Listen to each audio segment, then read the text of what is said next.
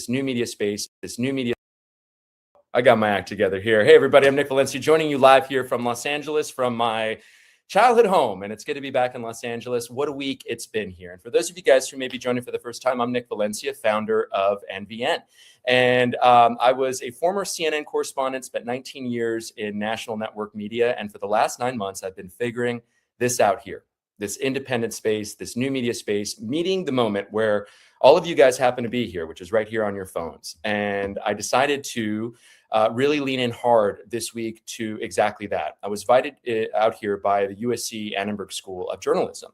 And we had been going back and forth, and they really wanted to know what I was doing to succeed in new media. So I was the Hearst visiting professional here. I got some video here. I went back to my alma mater, where I got to see, look at just how cool the stuff is here. Oh, wow. This was so awesome.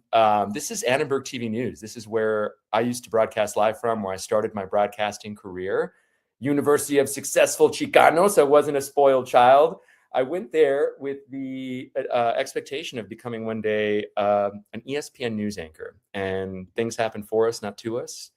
I pivoted, I changed, and I ended up going into news. And the cool thing was that I got to share the stage here at Annenberg with Jean Guerrero. She is a former NPR reporter, now an associate professor at USC, and she moderated the discussion on new media. And what we focused on a lot primarily is something that I think that has really caught the attention of the viewers here in new media. It's this idea that we are biased, we're not impartial. We are human beings, but we are fair. And especially here at NVN, what you're going to get is ethical journalism. I don't believe in objectivity, and I don't think I've ever met anyone who is objective. As a matter of fact, I think we are all subjective.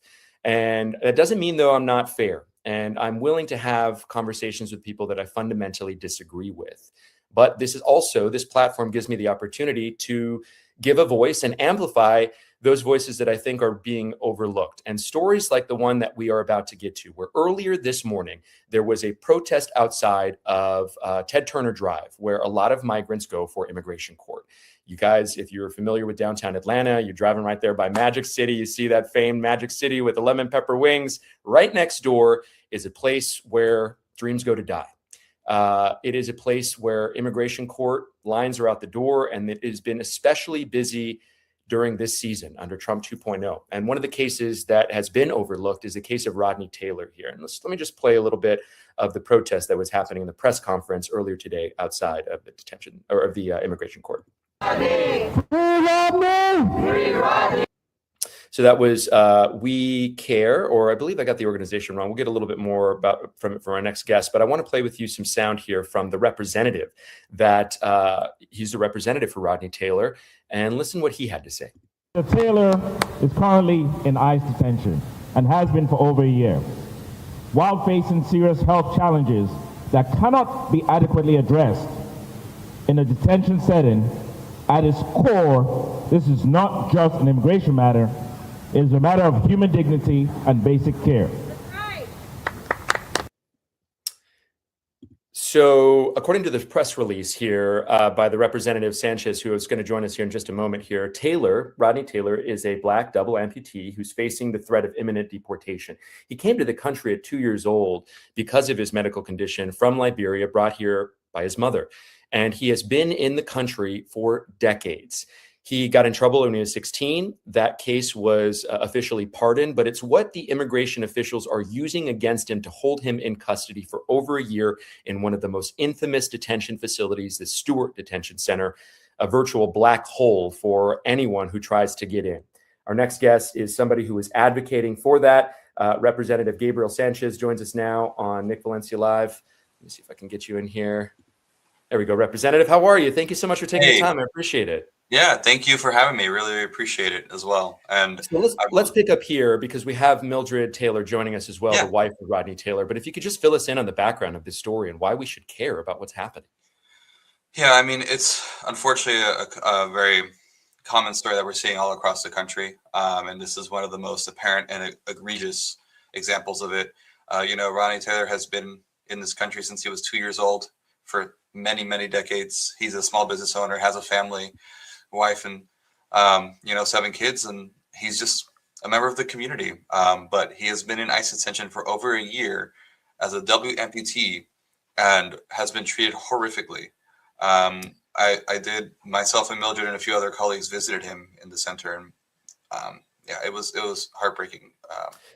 Stewart Detention Center has been infamous. You know, it took me 5 years to get in there when I was with CNN. I eventually did get in, only to get into a facility or a spot of the facility where, you know, a glass partition was effectively separating us between the detainee. We got to be in there just because we had gone through the rigmarole, but we know now it's almost impossible for 100%. Lawmakers, for attorneys, for journalists to get in. Can you just tell our audience, remind people what human beings, what kinds of conditions they're being held in?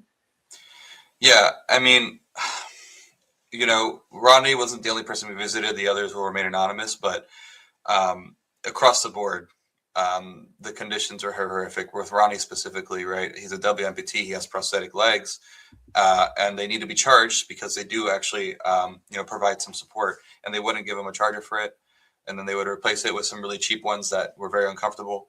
When he was first there, they would take the food to his cell. But when they saw him walking around once in his cell with his prosthetic legs, so they never did it again after that, even though it's very uncomfortable. They forced him to shower with just a stool. And, you know, because he can't put his prosthetic legs in there with him, he has to crawl on the floor with human waste around him just to be able to shower. It's despicable.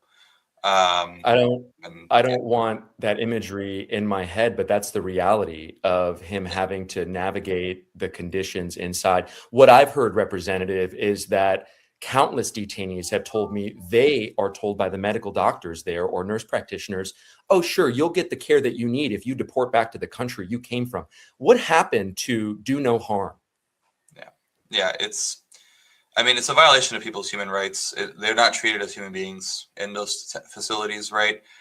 You know, if they get lucky, they can see an outside doctor. And actually, one of the other cases that was there, he was fortunate enough to see an outside doctor, and that doctor told that person that if they did not receive the medical care they needed within the next few weeks, that person could die. So unbelievable. This is the kind of treatment that we're seeing for people who are not criminals, by the way, who are just here giving to the community, paying taxes, have families, are just members of our community being treated deplorably by this nation, and it has to stop. I'm so glad that you highlight that, because as we continuously remind people here, these are pre-trial detainees who have yet to be adjudicated. They are not criminals. They've committed something equivalent of a misdemeanor, sometimes even less. Some of these individuals don't even have a jaywalking ticket, and yes, they're being treated like the worst of the worst. I want to drill down on his family here, because we do have his wife in the waiting room. I'm going to add her to the stage here. Mildred Danis Taylor. She joins us now along with Representative Gabriel Sanchez to talk to us about her husband, Rodney. Mildred, thank you so much for taking the time under these circumstances. Absolutely. Thank you for having me. God bless you and your family and what you've gone through. Can you just begin to reconcile this for me? This man is an American for all intents and purposes. I saw a report on him that 11 Alive did, and he's in a barbershop. I mean, you wouldn't be able to tell that this man is not American unless you're probably ICE, right? Speak on that. Yeah, like Gabriel, like Sanchez mentioned, he's been here since he was 2 years old. He doesn't know the country of Liberia. Rodney has gotten his barber training from the time he was 14 years old. He's been a barber. And Rodney does use prosthetics legs to get around. Rodney is a community leader. He's provided free haircuts to the community, back to school events. He actually did a health fair last year. Well, he couldn't finish it, of course, but he did plan and organize it. And we did finish it on his behalf, providing free healthcare access to his community. Rodney's a taxpayer. He has multiple businesses. He has a nonprofit. He's big on giving back. He feels like this country has given me so much. The least I could do is give back. Yeah, and he has been giving back. You know, I saw that profile piece they were doing on him. He was part of a program that invited people to talk about lung cancer screenings. This is an individual who's adding value on multiple levels to his community, and yet he's in custody for over a year. How do you, I mean, that's so difficult for anyone to understand unless they realize the kind of climate that we're living in. What have you been living through? I've been crying all morning. Rodney called last night and he's in so much pain. He's more confined to a wheelchair that he cannot use because Rodney has a full thumb and a partial pinky. So he can't do a full grip. If you can imagine, this is what it looks like. So he can't will himself. He is at the mercy of other people, detainees, to get him to get food, to even take a shower. It's been horrific. Rodney has flu-like symptoms. He hasn't seen a doctor in 3 weeks, even though he requested to see one. And last night and this morning, he's been wheezing. He's been presenting with chills. Where he has a cough, a reproductive cough. We're scared that he has pneumonia, and I don't want my husband to die. You know, like you see all the reports of detainees dying, and Rodney has severe medical conditions, and he's been getting worse. Rodney has a medical condition that he's been diagnosed with in October that he didn't have prior to detention. He is literally deteriorating, and it sucks how they're treating human beings with constitutional rights as if they don't have any. They're dying slowly in there. This question is both to you, Representative Sanchez, and I want you to follow up on this, Mildred. People call them concentration camps, and I have been reluctant to use that kind of language in my reporting. I hear that, and I think gas chambers, I think Holocaust, and I think it's maybe at up until a couple of weeks ago, I thought it was potentially a little bit dramatic of a language to use. And then I went into Camp East Montana, and it really felt void of emotion, void of any sort of increment of happiness. Do you consider them concentration camps? How do you view these facilities, Representative? I think it's difficult to argue against saying they're concentration camps, right? It's not like they call them concentration camps while it was happening. It was only after the fact. Unfortunately, everyone is willing to, criticize something once it's already done and they can't do anything about it, which is why it's so important that right now we call it out for what it is. These are concentration camps. These are deplorable human conditions, right? We're not at that phase yet where, we have the mass casualties that you saw in the Holocaust, but that doesn't mean that we're going closer and closer to that step every single day. And we cannot let that stand. The different thing we can do this time around is we can fight back against it and put pressure on them and make sure it doesn't happen. And that's exactly why we did what we did this morning and what we're going to continue to do to fight for every single one of our members of our community, including Rodney. Mildred, to you, same question. Do you see them as concentration camps? Oh, absolutely.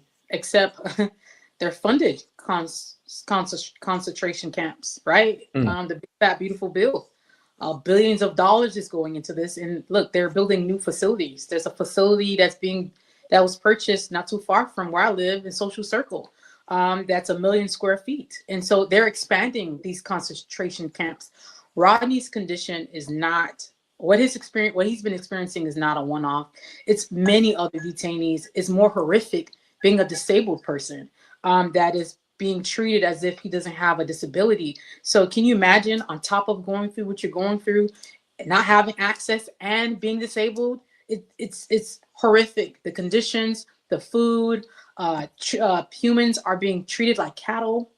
The staffing there doesn't even speak Spanish, and there's a high population of folks that speak Spanish, and they're yelling, and it's just horrible talking down to these folks as if they're not human beings. It's horrible. The showers, Rodney has had to crawl through muck, human feces, bodily fluids. When detainees are not housed in their own cell, they're housed on the floor, and each cell has their own toilet. Well, if they're housed on the floor, they don't have access to their own toilet. They're going to use the restroom and relieve themselves in the showers. And those are the horrific conditions that my husband and other detainees face. It's hard to argue that cruelty is not the point. And when I went into the Stewart Detention Center in, I guess it was 2018, 2019, the inmate, or the detainee rather, that I talked to, he had lost 40 pounds by the time I got to him. He was hovering around 120 pounds just because the food that they give them. I have to think, from the stories that I've heard now, it's only deteriorated and gotten worse. It's only sort of cruelty, like I said, is the point. Do you see it as that? I mean, there are people that have been held since the Biden administration. I know that this is a bipartisan problem. What are the other anecdotes that you hear from inside, Mildred? Yeah, the food. So Rodney has diverticulitis. He has a very sensitive stomach. The food is full of spicy foods. There's sometimes it's not edible. Sometimes, they don't even feed the detainees in a timely manner. Sometimes he go 12 hours, 10 hours without anything. It's difficult to access commissary. They have to wait a week. That's if they even have access to a tablet. It's horrific. And then the medical clinic, what they call like medical, it's just a clinic. It's not a hospital. It's not an urgent care. And it's horrible that, these detainees have to wait to find a tablet to, address their issue and wait 3 weeks. And after 3 weeks, they go to a clinic that cannot even support their medical issue. And so you have detainees with pre-existing health issues, just like Rodney, that are deteriorating. Diabetes, high blood pressure. Rodney, unfortunately, is a unicorn in this situation because he doesn't have any feet. He's a double amputee, and the facility really cannot support him. They really cannot. And he should be released along with all these other detainees that have the same situation. Immigration is a civil matter. It's not a criminal matter. It's horrific because every human being has a constitutional right when they land their feet on this land called America. Amen. This is why you have more than 7,500 signatures, Representative Sanchez, why you had that press conference out there earlier this morning, which I really appreciate you flagging us to this story and amplifying this. It's the only reason why you guys are here today. You flagged me to this. I also learned in my research that this is deeply personal to you. You're an immigrant. You grew up in Cobb County. Your parents, I believe, were undocumented. Is that right? Tell me about why you chose to take up this fight. Yeah, I'm a son of Colombian immigrants, and so my family went through the whole legal process, right? But unfortunately, because of an administrative error, it was delayed, and so no fault of their own, right? And so I think that this is just another example of the system. People say the system is broken, but sometimes I wonder if this is just how it's meant to, run. Because the legal immigration system is very much broken. If you want to fix our immigration process, you start there, right, with investing. And so obviously it's very deeply personal to me because I've had family friends get deported in the past year in my community. And we've seen my constituents suffer. We had a Venezuelan father who had a very happy family, and they barged into his home and just took him just without anyone realizing it. No one else was in the home. And his two children, who are very young, were crying every night, missing their dad. And so it's very difficult as someone who is part of an immigrant family to see so much suffering, especially for, people who don't deserve it at all, right? There are so many more issues that we could be talking about, right? The fact that we're having a housing crisis, that healthcare is not adequately served for most people. And yet, instead of focusing on the issues that people actually need, we're finding a scapegoat and targeting a vulnerable group and blaming them for all the problems that the people at the top are causing, not us. And it's deeply personal to a lot of people now because it's not just the Latino community that's being persecuted. Those ripple effects are spreading. We have a Black wife here of a Black husband who is in custody right now. Who you saw video of him, you would think he's an American born in Atlanta. Just another barber, making a difference and helping people out in the South, right? And yet it's like because of this technicality that was pardoned. I don't really understand this. Can you break this down? Because, people are going to dig up this story and they're going to say he committed a crime, which is why, but it was pardoned or something. It was when he was 16 years old. Can you clarify all of this for me, either one of you? Yeah, sure. Rodney was 17 years old. There was a burglary that happened near in his community, in his neighborhood, and they were looking for a Black person. And Rodney was sitting on his porch in front of his dad's house, and he was railroaded. He fit the profile of a Black man. Rodney was 17 years old when the police came to his home, searched his home without a warrant because he didn't know any better. He didn't know his rights. So he was like, well, I didn't steal anything, so you can come in and search. They come back 5 months later, and Rodney is 18 years old and accused him of burglary. And Rodney was afraid. They told him, if you don't plead guilty, you're going to serve 5 years in prison. He didn't have a great legal counsel. He didn't have adults around.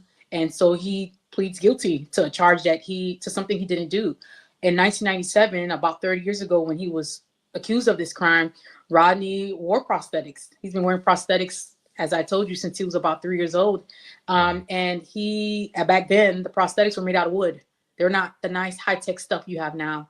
They accused Rodney of climbing out of an apartment window with heavy stereo equipment. And you can imagine in 96, 97, what those stereo equipments look like. They're heavy. And Rodney was like, hey, I didn't do this. Rodney goes in court and even shows them his prosthetics. And they still railroad him. He's accused as a black man, which is not uncommon, right? Shocking. So now, right? Yes. Then so Rodney gets a pardon and he applies for a pardon in 2010. They give it to him. Getting a pardon in Georgia is extremely difficult, and even more difficult as an undocumented person. So we recognize, Georgia, DeKalb County recognized that they did make an error. They did railroad my husband and gave him a pardon, and ICE refuses to accept this pardon. They refuse to acknowledge that that's been covered. That's been, essentially removed. Yet ICE is trying to use this burglary charge that he was accused of to now try to deport him. And it's so evident to people like me who have been following immigration for 20 years that it is intentionally broken. The GOP loses its boogeyman if they all of a sudden talk amnesty. There are so many people nationally, a part of the Republican Party, that will point to state house seats in Arizona and Texas and say, those seats flipped because we gave amnesty to Latinos. Part of the reason why California is so blue here is because Reagan gave amnesty here. And they, a lot of Latinos who were kind of more conservative became more liberal, and you see the results here. Representative, what can be done at this point? We hear Democrats say we don't have a supermajority. I know you're at the state level here, but you have to be so frustrated for what you've seen so far. You're one of the youngest members of the legislature. You're not full of shit. You ran on a progressive agenda. You are backed and endorsed by progressives and socialists.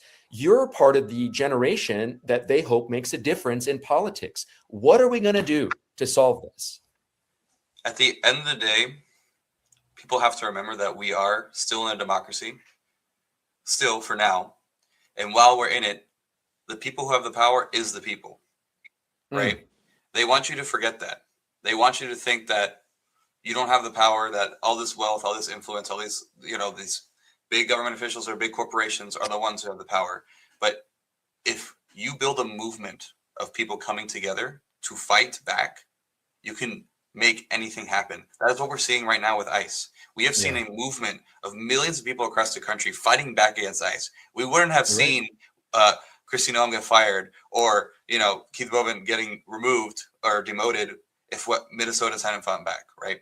Gregory Bovino retiring, right? Yeah. Tom Homan elevating. Republicans saying, hey, don't talk about mass deportations ahead of the midterms, Right. We wouldn't be seeing the changes that we're seeing right now. And it sucks. It's frustrating because it takes time and we're still not seeing the results we want to see. And there's still a long way to go, right? But the only thing that they can't take from us is our own power and our own hope. And so for me, every single day is a fight to continue to build this movement and keep this hope alive. Even if we're in the minority, we've been in the minority for over 20 years in Georgia as a Democrats, right?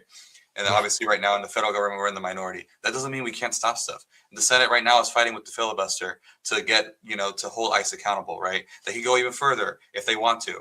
And they better not cave this time, I swear to God. And the state level, we are actually fighting back against the Republicans and doing everything in our power as a minority. Even if we don't have the power, we don't have the votes, we still have enough of a platform and enough of an ability to show that we can make change and scare the hell out of the Republicans to the point where they'll just back off. And that's exactly what we're going to continue to do. So love to hear that message. We need you guys to make that happen. And I love that you believe in independent media, because I think along with U.S. District Court judges, it's independent journalists like this platform that are helping carrying the water for this country and amplifying these stories that traditional outlets may overlook. In just a few minutes I have here with you guys, I'd like to end every interview by asking if you think there's anything I haven't asked you that you think is important to know, or anything that you'd like to talk about. Mildred, we'll start with you. What should we be asking you, and what would you like to talk about? Now's your chance. Immigration right now affects everybody. You don't have to be undocumented, right? Look at Alex Preddy, look at Renee Good, look at Keith Porter. Immigration affects us all right now. ICE, DHS, the most funded agency, is affecting us even at airports right now. Support these families, support these immigrant families, their GoFundMes, their petitions. It goes a long way. Pick up your phone, call Congress, call your congressperson, and advocate for these families, especially the ones that doesn't even know they have constitutional rights. Rodney has we have a free Rodney Taylor social media. Please follow us. Please share. We're trying to get this story out on a national level. We need help. I don't want my husband to die. I don't want anybody else like him to die. And detention should be abolished. We need to abolish ICE. So I am for supporting other families. I've given to other GoFundMes and signed on other people's petitions, because it not only does it affect me, it affects us as a whole. So I just want to thank you for your time. Thank you, Representative Sanchez. Thank you, Nick, for having me. And thank you all for supporting my family. Free Rodney Taylor. Free Rodney Taylor. Si se puede. We say, solo el pueblo salva al pueblo in Espanol. Only the people will save each other. Yeah. Representative Sanchez, to you now, anything I haven't asked you that you think is important to know, or anything that you'd like to talk about? Yeah, I mean, thank you so much for having us on, Nick. This is really great, and I'm glad you're doing this independent work, because this is the stuff that really makes a difference. And so, like I said, we have the power ourselves to make the difference. I introduced House Bill 889 in the Georgia House to ban masks off of ICE and to require that they publicly identify themselves when they're doing their work. That means a badge, that means a uniform, that means the vehicle has to be clearly marked, right? And we have to continue to hold ICE accountable as much as we can, both on the streets as well as in the legislatures. And that also means in the elections, because yes, we don't have enough time to wait until November to fix these issues. That's why we're working on this right now. But we also have to continue that fight on November to make sure that we elect leaders who are actually going to fight for everyone in our communities, not just a select few. And so it's imperative that we get out there and we fight and elect progressives.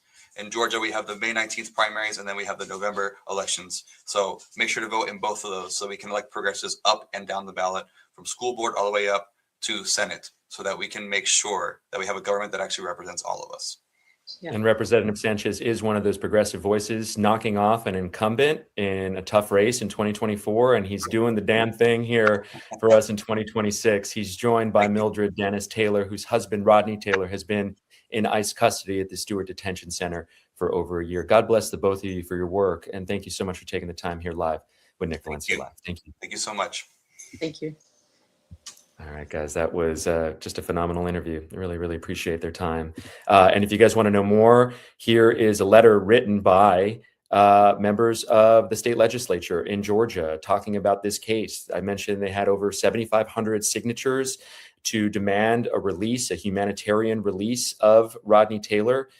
He is a Black double amputee who has been in ICE custody for over a year, having to crawl through the shower there, sometimes through feces. And it's just the imagery. And I know exactly the kinds of conditions that he's being held in, because I've been in these facilities. And this is not an exaggeration. This is not a wife and a representative who are coming on to try to clout chase or try to, convince you guys just how horrible it is. They're probably downplaying it because the husband, I'm sure, wants to protect his wife from what he's really going through.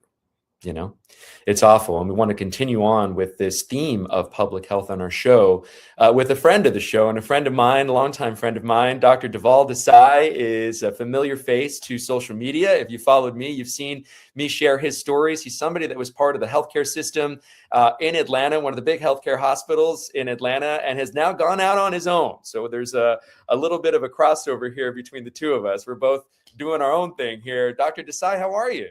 I am great. Very timely. We have kind of started our own journeys together, and I love following and doing all the amazing things that you're doing. You make me so proud to call you a friend. So thank you, Nick. Dr. Desai is one of those folks, I talked about this earlier this week, like men need a fellowship. There's a lot of grown ass men I know that don't talk about what's going on. And I have rigorously honest discussions with Dr. Desai every single time. And I could always count on him reaching out and sort of, getting straight to the point, like right to the emotion of it, whether it's like after getting back from Minnesota and Minneapolis or just being a dad of kids of color, right now in this time. What's it been like for you being a doctor out there on your own, out from under this corporate umbrella? Being out on my own, the simple word I use is I feel free. I feel free and I mean that respectfully, like in reality, like I feel free now to give care the way I want to spend time with patients the way I want to. I'm in a model where I'm not regulated by the metrics. And there's a big pressure for metrics as we keep evolving into our complex healthcare system, where I really get to focus on people as human beings. And that's it took me a while to get back to this, because I sort of went into that. I wanted to climb up the corporate healthcare ladder and be a big leader, and it felt so good and it was fun, and I like doing all these things, and it served me the American dream, right? It's like what you absolutely and it served me for a minute, few years, and got through COVID. And I love my team. The people are never the problem, right? It's the bigger system. Your colleagues are people you love. They become your second family. But it certainly was time for a change. It took me 2 years to get there, and to get back to it, I am happy and I'm free. The work is work, grind is grind. But when the grind still feels good about what you're doing, it doesn't feel like a true grind, right? I have so much respect for public health professionals, because you know what my wife does. She's an epidemiologist. Yes, I do. She works in healthcare. She works in trans research and HIV/AIDS research. I've been digging in a lot to the evolution of the healthcare system and this idea that people are the product. And you kind of touched on it a little bit, that this is just a business in the grander scheme. Is that part of what you felt in your decades of being a doctor in a big healthcare system? I mean, speak on that. Talk to me about it.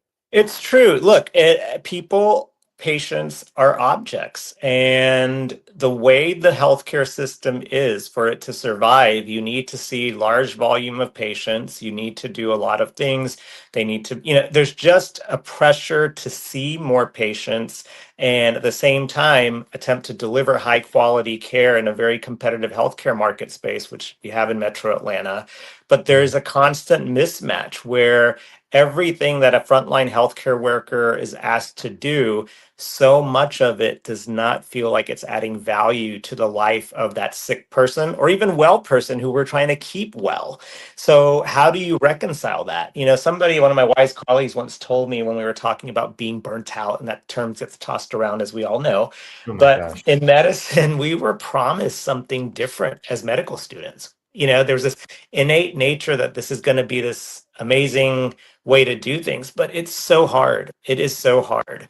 And I said this before I left my previous employer, and I still do it, is that it is harder and harder to do what's right for the patient in the systems that we practice in. And people feel that. I should have started this interview by saying we go from one broken system to the next, immigration to healthcare. I bring that up because of the Louis Mangione pop culture phenomenon. Yes. When he killed the United Healthcare CEO, people were not necessarily upset. And maybe you even had some people celebrating that, because they thought finally someone did something. I'm not going to do it. Speak to that phenomenon. I'm not endorsing violence. This is not an endorsement for doing what he did. But we as journalists, we have to shine a light on the reality. And the reality is that there was a lot of Americans that were not upset about a father being gunned down in broad daylight. And that's really sad, right? It's really sad that we got to a state with those values. First and foremost, I don't condone violence. I don't like that he died. He was a father. He was a son. He was all the things that you and I are. And I don't like that he died. However, the feelings and emotions that people feel, that the industry, sent a message about the industry, and that's powerful, because countless Americans, thousands upon thousands, have been hurt by these insurance companies who dictate what they think the patient needs, dictate what doctors order, what's being reimbursed, keep trying to push the more with less. Meanwhile, insurance executives are getting paid millions of dollars, millions. And this is not about doctors trying to get richer and make more money or any of that. But at the end of the day, there's a very business aspect where these executives are just raking in all the dollars. And ultimately, these frontline patients and healthcare workers are the ones suffering. And that's what's not being seen. And the anger that has fueled over time for that is really palpable. And if any consolation out of that whole event is that there needs to be a change. I don't think we've gotten much change, to be transparent, but perhaps conversations like the one you and I are having and we'll keep having will lead to that. Yeah, God willing, because here comes private equity comes save the day. And what I've heard from an explanation of another doctor who's been impacted by his hospital being bought by private equity is what he tells me, and I want you to give me the reality. He says that you have doctors who are trying to basically go to war with big insurance, and they can't do that because they have the war chest. So they get bought up by private equities because they can get the money from them to go to fight with the insurance companies. But then what happens is, as a result, these smaller hospitals, they fold. And then you go to this conglomerization of healthcare, and the personal touch gets even less. Did I explain that right? What can you tell me what you know as you see it here with private equity infiltrating the healthcare system? I think it's a very attractive model to the private equity industries because healthcare always will have a demand. So the idea is they can scoop up the mom and pop small practices who are trying to survive but can't in this world of competitive healthcare, as well as the fact that reimbursements are going down and you just can't sustain running a business on your own in the current model. And they see that they can scoop up these small practices and merge them into a big system and then focus on all the things that they want to do: scaling, seeing more patients, more volume, making the healthcare workers do more with less, change staffing ratios. I was reading all about what they do is, they buy these big nursing homes, they bought all this land. They often acquire debt for these institutions that's then put on the institution to pay back, thinking they're going to be able to make it. And I have not heard, honestly, and I'm trying to be as objective as possible, but one positive thing about a private equity bought healthcare system. They will deliver care, but their quality is frequently sacrificed. And I will say the majority of the healthcare workers that are serving with them are not really feeling that joy in what they're doing, because patients are like objects and numbers, and you got to keep going. It's a productivity model. And there is a business model for that. There's industries for that, but healthcare cannot be one of those. Is it that different nowadays, or is that we are coming of age and realizing more and more that there's no superhero coming to save us, and then it's us that are the superhero? Has it always been like this? I don't think so. I think it's really evolving now, and it's hitting ahead at this point. I really do, because growing up, as family, friends, doctors, and all day, it was a very different environment, a very kind of fee-for-service environment, and the system was doing what it was doing. But the way it is now and the way it has evolved, we need change. We need change. And I'm not suggesting I have the magical solution to fix healthcare across the country, but we need these conversations. Please save us, Dr. Desai. Help us. Where's the remedy? Wouldn't that be special? But this is the time we have to have these conversations, because if we keep getting worse and continue doing what we're doing, healthcare is going to keep looking more and more like a business, and patients will suffer. And it's already happening. I don't think people realize it. Like, I'm a pretty educated person, and I don't think up until recently I realized just how involved private equity is now in healthcare. I know that I had my own experience, which I had anxiety and depression, and it was either last Thanksgiving or the Thanksgiving before in 2024, where I was trying to get a refill on, I take duloxetine, and it's the lowest dosage. Primary care physician is giving it to me, but it was Thanksgiving, and all of a sudden, my primary care doctor, who I had for 20 years, God bless him, he retires and he sells to a regional center, I guess. I'm picking up the phone on Thanksgiving calling Florida, and they're saying, sorry, we can't write a script for you from Florida, which I don't think is true.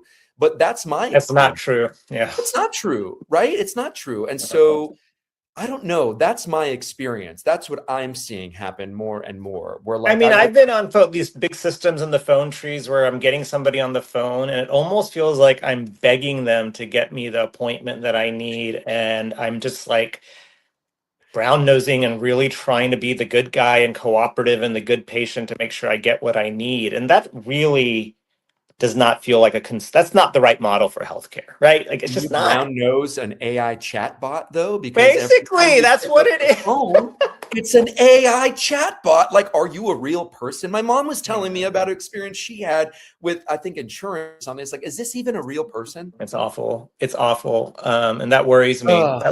It's not the way it should be. It's not the way it should be. And this goes back to the conversation now that, I realize and I know more and more that everybody needs an advocate in healthcare.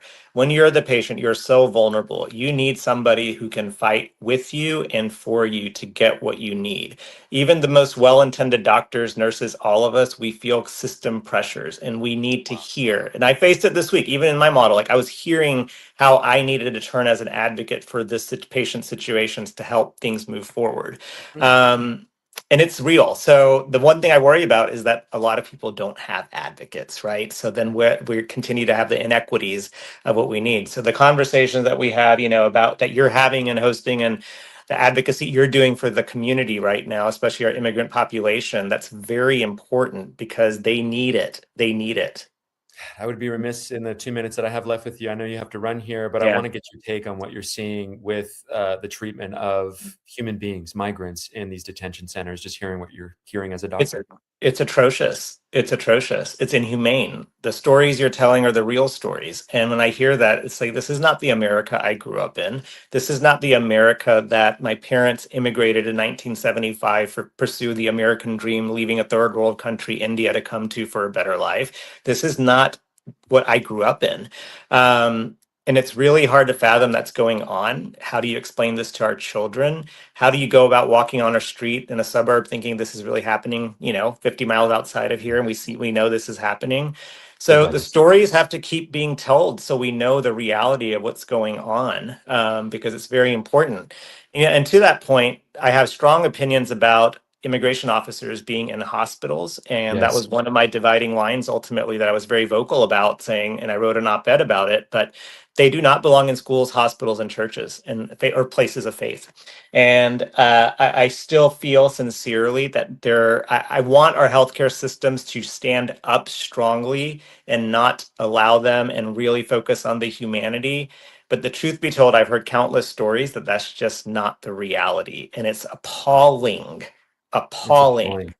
With the removal of the Sensitive Locations Act, I mean, that's why we're seeing people like in the UCLA Correct. Medical Center here, Ronald Reagan Medical Center, them showing up at schools, at churches. I mean, it's just gotten so much worse. From one broken system to the right.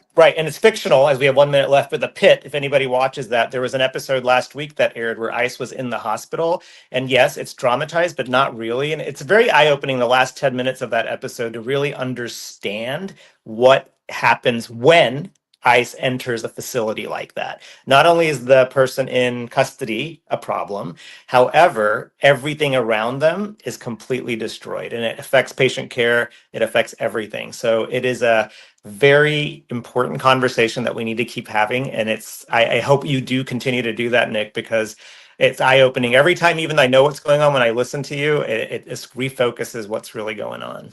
Man, and people are thanking us for speaking on Rodney Taylor. How can we follow you, Dr. Desai? I would love. Yeah, Instagram's the best way at Dr. Desai MD. It's DoctorDesaimD. Would love to connect. A real advocate for you and for me and for the healthcare system. Thank you so much for taking the time with Nick Valencia Live. It's Dr. Dhaval Desai. See you next time, brother. Bye. All right, man. That's a longtime friend of mine. I guess, pandemic. So handful of years here, but I really mean that. We have some really great conversations, man. If you are watching this and you're a man who doesn't like talking about your feelings, man, I don't think we got an intersection here. I love having friends like that in my life. People who are at the apex of their industry, who are, I call them titans of their industry, but are also humble enough to just talk about what's going on. And that was a real deal conversation there about just how broken our healthcare system is. You may be wondering why, we're talking about healthcare so much. We have a big series of reports coming out, the through line being corruption and people being the product and the commodity. We are partnering with Theorem Media. I mentioned this before earlier this year. We signed a deal with Theorem Media to produce a series of reports on corruption. Our first being on the private prison infrastructure and the expansion of private prisons in the United States. That first project is set to come out very, very soon. It's in post-production and I've seen it and it looks great. We can't wait to share that with you on YouTube. If you want to go follow what we're starting to build already, you can go follow us at Corruption Inc. You've seen me share some stories over there. You see some of my stories posted up over there. I'm collaborating a lot with them and really excited about that. It's one of the many things that we're working on. Also, I should tell you guys, we have some things coming up here. This weekend, we're sticking around because we have two events. One in the city of Carson, where we are speaking. I'm speaking as the keynote speaker on Farm Workers Dignity Day. It used to be called Cesar Chavez Day, but we know what that asshole is accused of doing, and we are not going to say his name at that celebration. It gives us a chance, though, to talk about that theme, que solo el pueblo salva al pueblo, and that it's together as individuals that we need to come together as a collective to stand up and fight, because it does make a difference. So that'll be Friday at the Carson Event Center at 6 p.m. here local, 9 p.m. Eastern. I think we'll be streaming that. But if you guys are around here in the city of LA and are followers and fans of ours, come check us out. City of Carson is putting that event on at 6 p.m. Eastern. And the next day, National Day, March 28th, No Kings 3.0. We will be joining and pairing up with the one and only Don Lemon of the Lemon Nation. And I'm going to be holding it down here for Don Lemon as the correspondent in Los Angeles, anchoring our coverage of what is going to transpire throughout the day. It's not just about Donald Trump. It's about the haves versus the have-nots. It's not left versus right or red or blue. It's top versus bottom. And that's a lot of the message I'm hearing resonate with you guys out there in the public, that progressive message. So we are going to be starting our coverage at 10 a.m.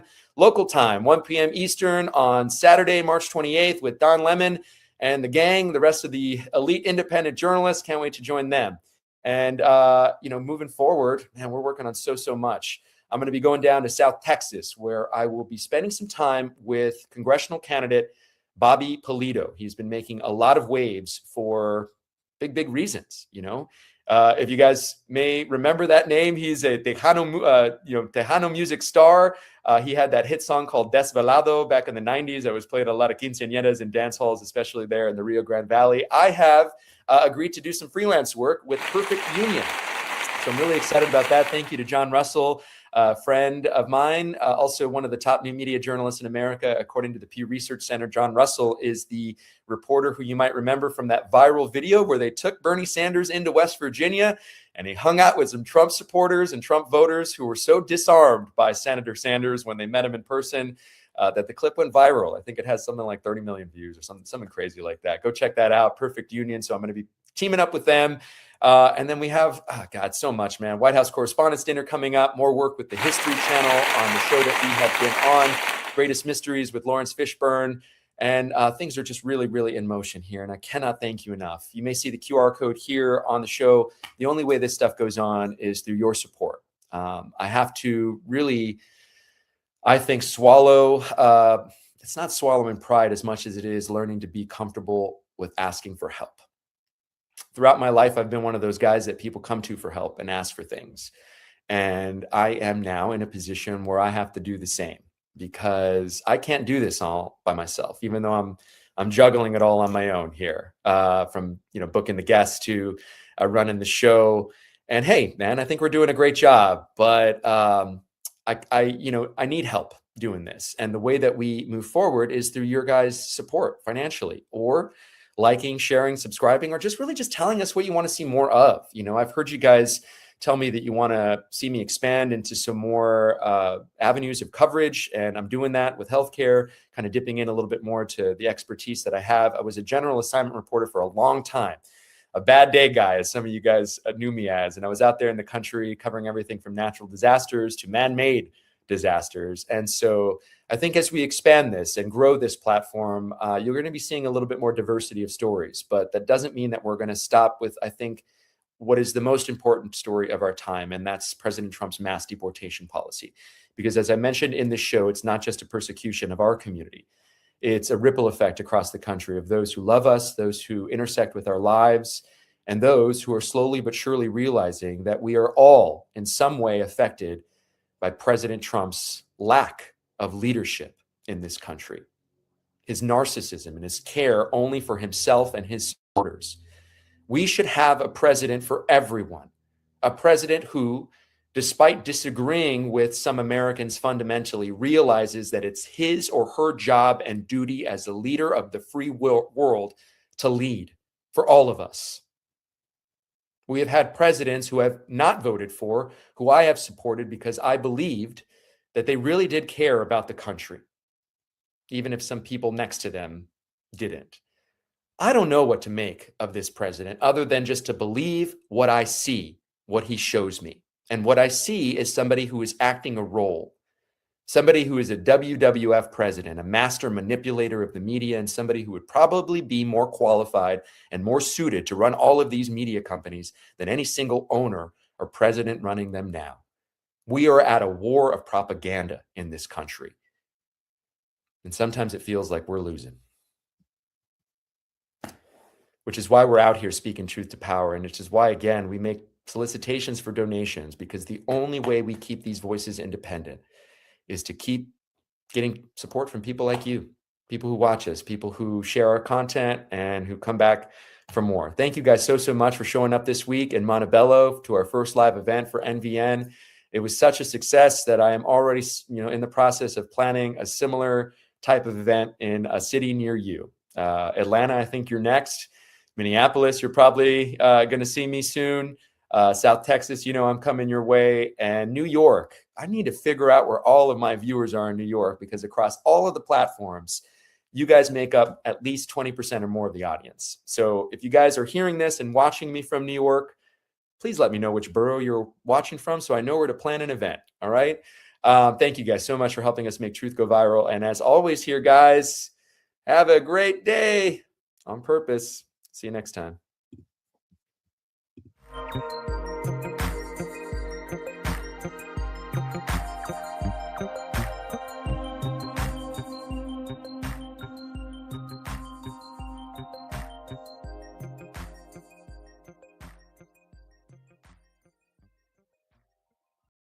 This is the stuff that you're going to be. Okay, so now we're live. Yeah. Very bottom, it says "Feed the Ducks." That's the music that's playing. This is the live. Yeah, this is live. This Live. is casual. The Substack audience, they understand. So just continue on that, because we've been about a year into this. You were a small business owner, a restaurateur. I remember a period of time in Los Angeles where you could hear the birds chirping. It was so quiet. People were so terrified of going outside. What's the reality right now on the ground? Today it's not as prevalent in the psychological aspect. Last year, as everybody knows, the restaurant industry, the summer months are just peak months. It's when everybody kind of like makes their hits their nut for the year, right? For the most part. Our summer was horrible last year because it was in the middle of this nightmare that was happening. And so, it lasted from June all the way to the end of the year. I mean, there's tons of statistics that came out. Like I think LA County's economic development, the department, they did a study, showed that it was like 84% of people felt like there was a negative impact on their business. I think half of businesses felt like there was literally an economic impact, right? Like they felt like their sales were down for like 60, 70%. Some people were reporting, and consumers just changed their behavior. I mean, you got to imagine, right? Like, what is the economic buying power of like Latinos right now? Like it's like $4 trillion. Yeah, I was going to say about 3.2 trillion is the last time I looked, but yeah, crazy, it might be upwards of 4. I think in Los Angeles alone, it's like $250 billion alone. Like that's massive, right? Like billions. And so when you're talking about this class of people, was working class Americans who are afraid to go outside and spend money, right? Like literally they were saying that, like there's studies that show that, the majority, it was like half of the people literally were saying, I'm afraid to go outside, specifically to restaurants and public spaces, because I'm afraid of being out and getting caught up with all that. Yeah. And people that were even documented, which is nuts. So it's a psychological game that negatively impact small businesses. I carry my birth certificate around, a copy of it now. I have been since June, and this is not to be dramatic or poetic at all. This is just the reality of what we're faced with. You know, it's nuestro color de piel. It's how we move. It's our communities that are being persecuted, and it's not just the ripple effects. The ripple effects are happening beyond the Latino community. Yeah, 100%. That's what I noticed when I was in Minneapolis. I went into the classroom of Liam Conejo Ramos. I was able to go get invited into the Valley View Elementary School, and his locker was empty,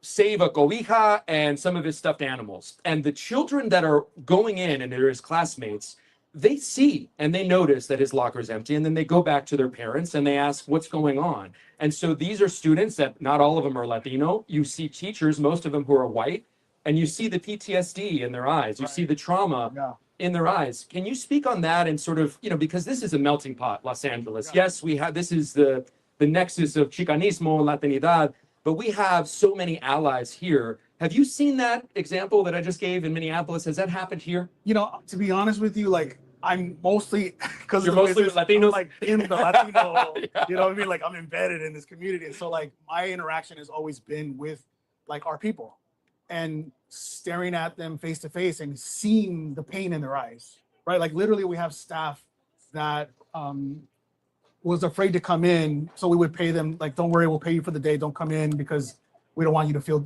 unsafe. We had some people that we knew that were business owners that were just like literally hiding in their house, like literally for weeks on end. They were getting DoorDash and Uber Eats delivered to their house because they just didn't want to go outside. And these are business owners. They actually pay taxes, like they pay federal taxes, state taxes, labor taxes. They employ people, and like they're hiding from the government. What about the business owners that are conveniently apolitical when it comes to hiring undocumented labor? Or you have to think, that's my thing here, is that if it was really about law and order, then we'd see these businesses that employ undocumented labor, we'd see them suffer consequences as well, but somehow they never do. And what I'm seeing a lot more now is business owners who are potentially Republican, conservative, they have a lot of money. How are you seeing them react to this? Because they may support these policies. You know, interestingly enough, I have friends that are like right-wing or more on the conservative side, you know, these Latinos for Trump type individuals that, you know, I love them, but, you know, we all have a crazy idea, right? Whatever. And so, or friend. You know, I think a lot of them, you know, from what I've had conversations, some, not all of them, but some of them feel like they were duped, right? And so I think I think the ego won't allow them to admit like, oh man, like I messed up, I screwed up.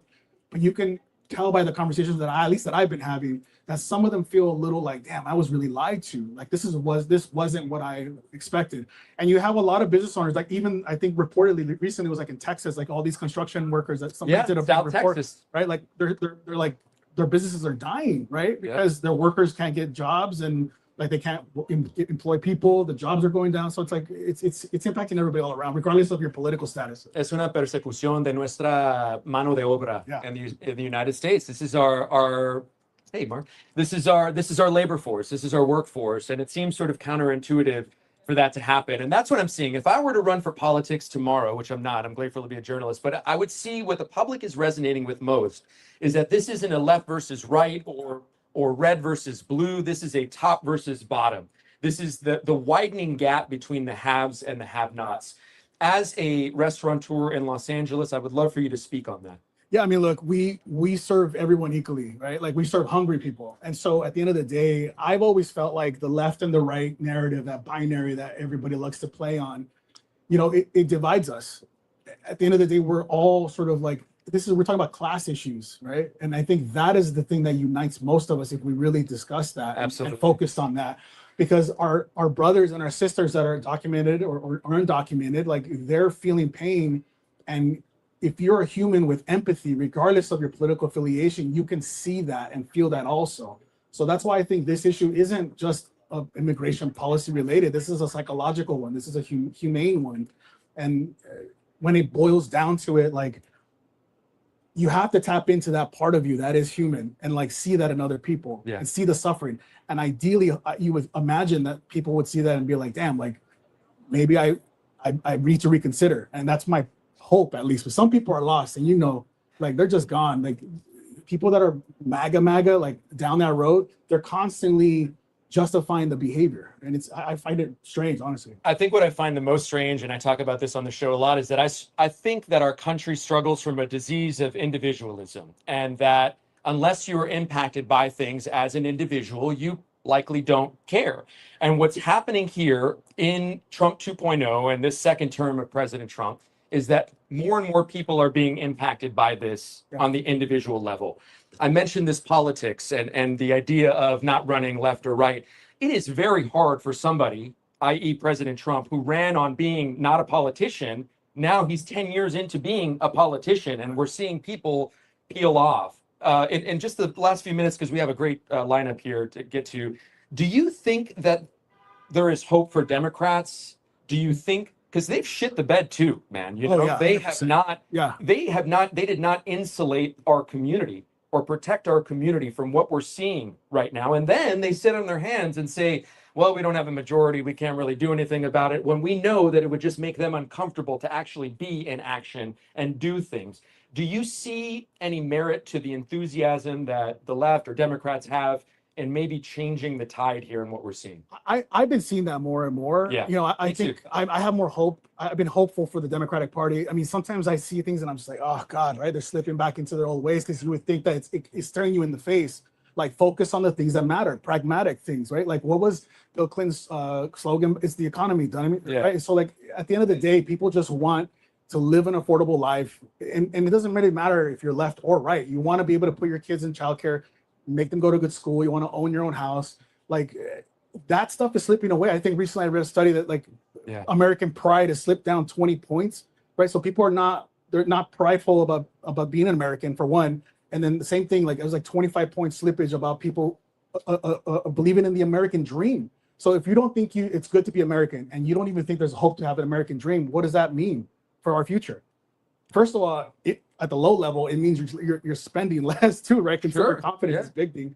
But then you're just also not participating in these restaurants and public space. And that means that you're extracting these people from the community. And that's a trust issue. A disengaged electorate is really dangerous, because we know that conservatives and old white people, they're always voting, right? They're always there at the ballot box. They're going to show up regardless.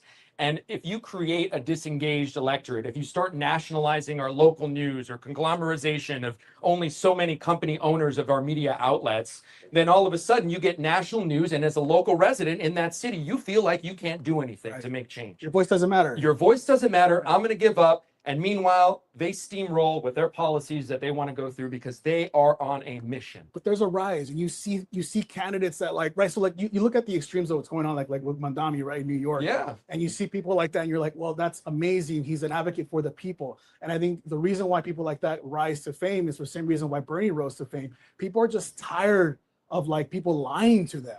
Politicians are lying all the time, and they're really just backing like corporate interests and these people that are really just taking care of them. And so when you see the emergence of this like politician or people that are younger and have a little more of a vibrant energy that are talking about like, no, forget about that stuff. Let's talk about working class Americans and getting back to the basics of what made this country great. Like people, like strong jobs, strong economies, strong education. Like it's not that difficult. It's not. If you just stop pulling people apart. And so, yeah. We're going to get into the nitty gritty here with our next guest, Cynthia Santiago. But before we let you go, Barney, and if you're just joining us here on the live stream, I'm Nick Valencia, host of Nick Valencia Live, and we are reporting live here, streaming live across all social media platforms. Nick Valencia News, first in-person event here at the BLVD Market in Montebello. We're going to be here till a little after 9 o'clock. Yeah. Just vibing out. This is Barney Santos, the owner and proprietor, a restaurateur in LA. Thank you so much, Barney, for anything I haven't asked you that you think is important to know, or anything that you'd like to speak on. Now's your chance. We're open 6 days a week, Tuesday to Sunday. If you want to come to Boulevard Market, we are a community hub. We care. That is our number one value system, community first. If you want to be a part of the community, you want to eat some good food, you want to vibe out, please get the margarita. Roll down and get the margarita. And get the margarita. That's Gustavo. Awesome, bro. Thank you so much, man. Yeah. Appreciate you. That's Barney Santos. Fight on, brother. Fight University of Successful Chicanos. I paid my own way through school. We are going to go to our next guest now. Our next guest here is somebody that has been all over the broadcast. Are we good? Yeah, okay. Has been over our local news stations, has been all over likely your social media if you're in Los Angeles, and it's Cynthia Santiago. Thank you so much, Cynthia. Yeah. Cynthia Santiago, for those of you guys who don't know, is a very involved immigration attorney here. She has represented a lot of community organizers, people who have been directly impacted by what is going on in President Trump's mass deportation policy. Thank you so much for joining us here. I really appreciate it. I've represented also a lot of undocumented folks that we've gotten out of Adelanto and other detention centers. And I want to start there since you brought up the detention centers, because it is so evident to me that I think sometimes the language is too strong to call them concentration camps. I understand why people do. What have you heard some of these primary stories from people that you represent in there, and just how terrible it is? The conditions in Adelanto, for example, water that is either very scathing hot when it comes to their bodies, when they're taking a shower, water they're unable to drink. There's conditions of a lot of people, mass amount of people getting sick. And sadly, a lot of people make multiple requests for attention from the medical department, which we also have learned that they've cut off a lot of contracts with the different medical contractors that they had. And they're basically operating a prison with thousands of people with the scale of like a school nurse. They don't have enough medical teams to address these issues. And so after multiple requests, people are collapsing. They'll call the ambulance. I've been there multiple occasions where an ambulance is outside treating somebody. And then unfortunately in Adelanto, there's also this agreement that they have with the local hospital. So they will literally take a person from the detention center, black them out of their list, saying that they can't tell family or their attorney where they've taken them. They take them to this local hospital, have them shackled to a hospital bed by their hand and their legs. And, they have this whole unit for folks that are detained in there. So the conditions are just horrible. They know that they're leading to a mass amount of people dying, and this is where we're at. And I know there's some people that listen to that and they celebrate and they say, well, look, hey, if they didn't want to be treated like that, they shouldn't have come here illegally, right? I know that there's some people, as much as I hear that, and people hear that, and they say, where's the humanity? Where's your morality? People support that. And I often hit them at a place that they understand, and that's waste. Where are all the don't tread on me folks? Where are all the government waste folks? Where are all the people who are upset about wasted taxpayer money? Like, it costs $27,000 to $35,000 every month is what these private prison companies get, like Geo Group and Core Civic. That's $900 to $1,100 per bed per person to keep them in these beds. That's incentivizing them to keep them in these beds. That's so much government waste. Do you think that resonates with people? I just think that people don't see these numbers in their faces enough, like you were saying, that if it doesn't impact them. But what we see is a lot of contracts. We see the contracts for commissary. We see the contracts for the phones. We see so many contracts within the system that you see why there's an incentive. They're private prison profits. Cruelty is the point. Yeah. And so I think that the reality is that I think the more amount of these warehouses that we're seeing and that the community is coming out to protest them and to shut them down, I think we're going to get to the point where they're going to have to do away with the system. Well, they're also paying for these properties $100 million more than they're appraised for. I was just in Social Circle, Georgia, where in 2 years, a property value rose $100 million. No, the fuck it didn't. I'm sorry if there's kids in the crowd here. No way it didn't. And that should piss off people that, okay, the government is buying these warehouses for tens of millions of dollars over what they're being appraised for. Where is that money going? More specifically, you represent somebody that died in custody. Can you tell us about the story and the circumstances? I can't give too many details about that, but there was multiple requests for medical attention that were ignored, and they just got to the point where this person was taken to the hospital and died shortly after. And what is happening with Adelanto, for example, is for months we've been making this alarm cry for help because of the conditions. We also mentioned that not only is the water horrible, but the inside conditions are just really dangerous for individuals that are housed together for so many hours. They only get 1 hour to go outside to get sunlight and to get any kind of fresh air. How have you seen your clients, their psychological well-being change? Because that is a lot to just deal with, right? Yeah. So what happens with a lot of the individuals that are detained is that they don't have criminal history. They've never been in a prison, in a jail. They've never been in this type of incarceration setting. And these individuals have no history of that. Unfortunately, their crime is that they came to a country without permission. Well, this part is they are pre-trial detainees that have not yet been adjudicated. They've not gone before a judge and they're being treated like the worst of the worst criminals when they haven't. Speak on that. No, and so when we look at the majority of individuals that have been in the country for years, 10, 20 years, children raised here, no criminal history, the judges will then make up an offense of, oh, well, they worked without permission, or they worked with a social number that wasn't theirs. And so we end up in a position where individuals that have never been in the criminal system are now subjected to constant surveillance, being changed from having a identity, a name, to being a number or a housing area. So a lot of them, after months of detention, a lot of individuals start to have this routine of like having to wake up and having to have your things looked over, and then having to be called by your bed space, your number, and being reprimanded if you didn't hear the call the first time. And it's a lot of psychological torture in there. What I worry about is this expansion. You talk about these dozens of warehouses that are being built or bid on. I think it's just the common sense, and it was strained common sense to think that they're going to stop at the undocumented.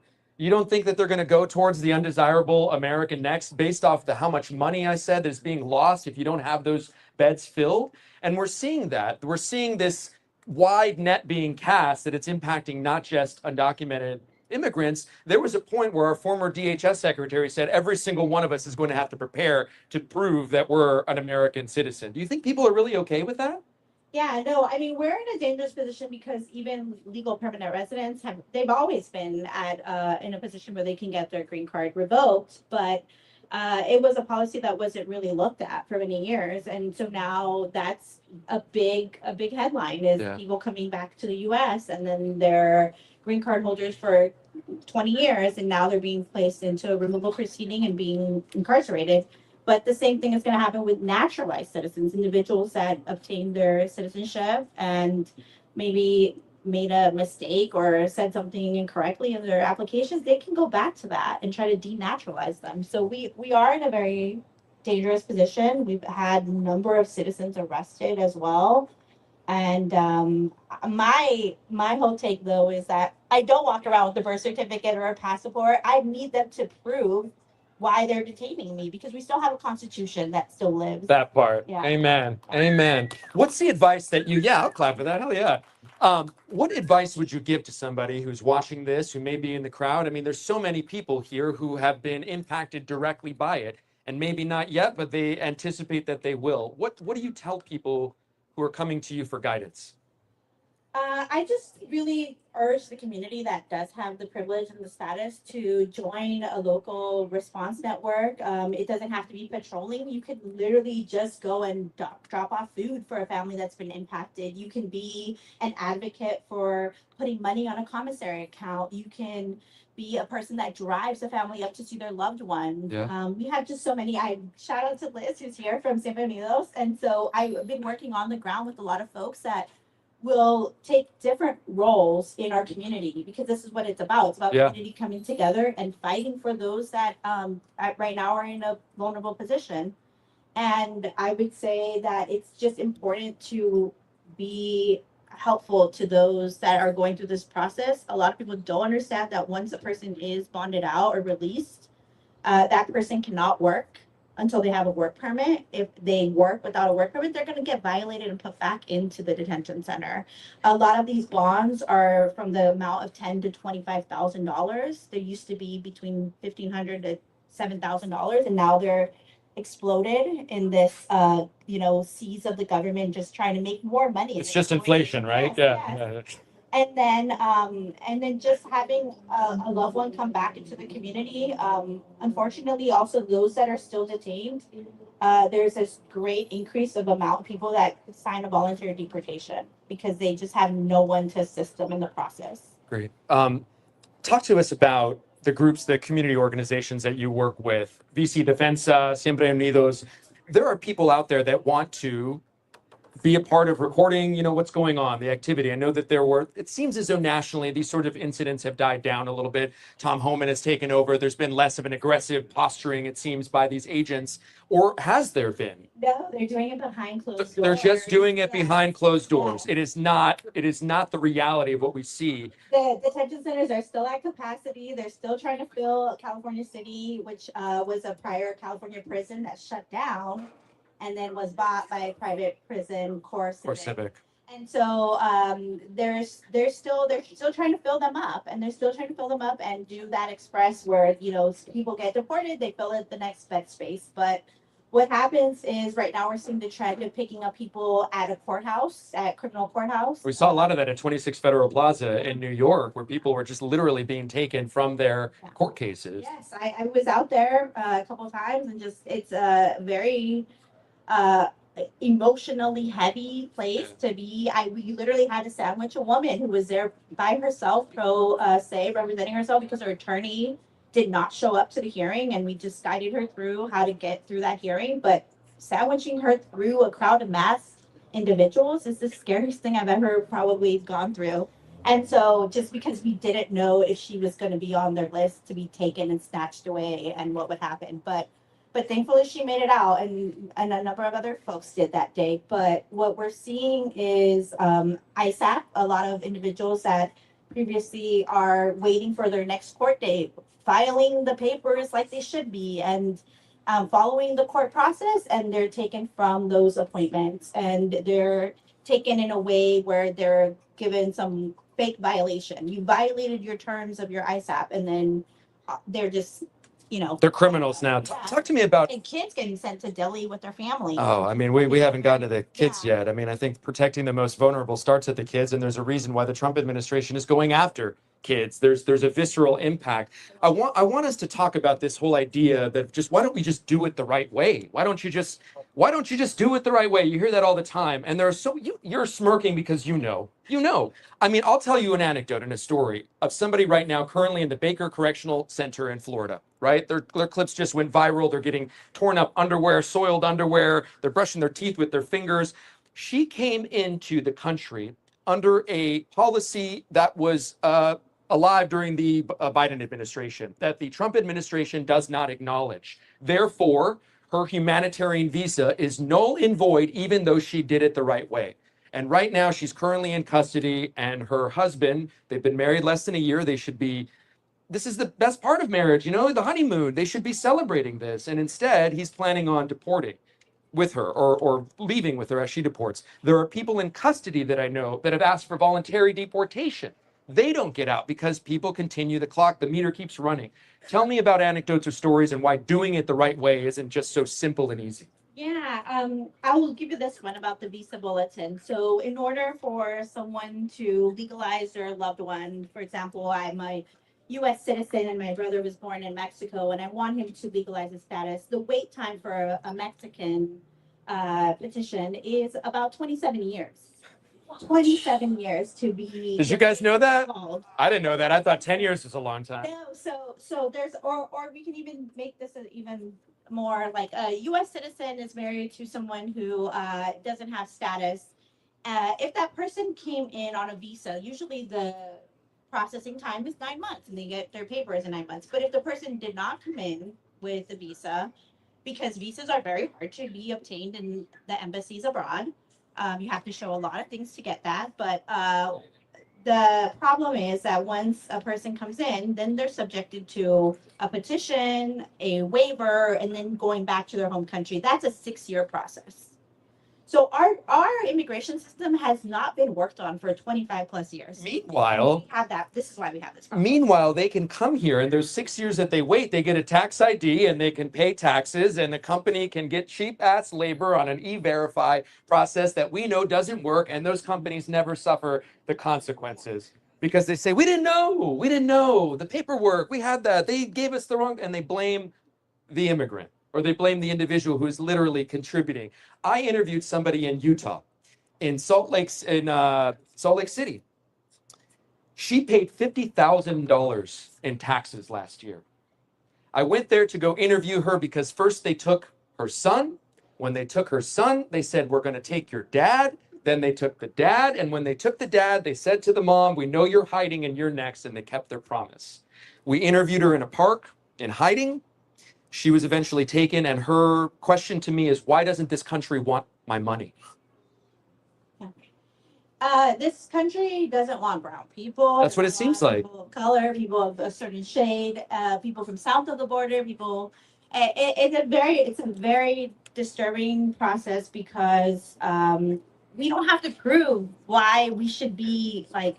We don't have to prove all the money we support. We don't have to prove why our children we don't have to prove those things. It's the Democrats and the Republicans that need to be working on legislation. They need to be in the position where they actually care about immigration first. Yeah. But what happened with this administration is that they took advantage of all those years of failing to address immigration as the top issue, and they made it the top issue, but to the whole other extreme of just ripping apart families. I think to this point, if it was about just correcting this pendulum swing, why don't we just go after the people that Biden let in? Why are we going after the people that have been in this country for 30 years, who have raised people going to college, who have put people through school, who are adding value to this country? If we're so efficient at our job under this president, why aren't we just going after the people that Biden let in? I don't agree with that, but that's my pushback to that argument. I really think that, for me, part of what has been the success in this independent space is that no one has to guess where I stand on undocumented immigrants. That doesn't mean that I toss aside the ethics of journalism, but I really believe that our conversation on undocumented immigrants in this country should start at amnesty. And the reason that we don't is because you have a lot of Republican lawmakers who could point to state house elections in Arizona and in Texas and say, because of the amnesty that Reagan gave 30 years ago, those state houses, those congressional seats, they flipped. And so they will never endorse amnesty. They will never endorse it. It seems like they will lose their boogeyman because all of a sudden, all these people that they've convinced that the undocumented immigrant is after your job. I mean, it's morsels of truth that this administration globs onto and convinces people. Oh, yeah, it's propaganda. Yeah. It's propaganda. We're fighting a propaganda war. We're fighting a war. Interestingly, I went to high school with Stephen Miller, and so You buried the lead. What?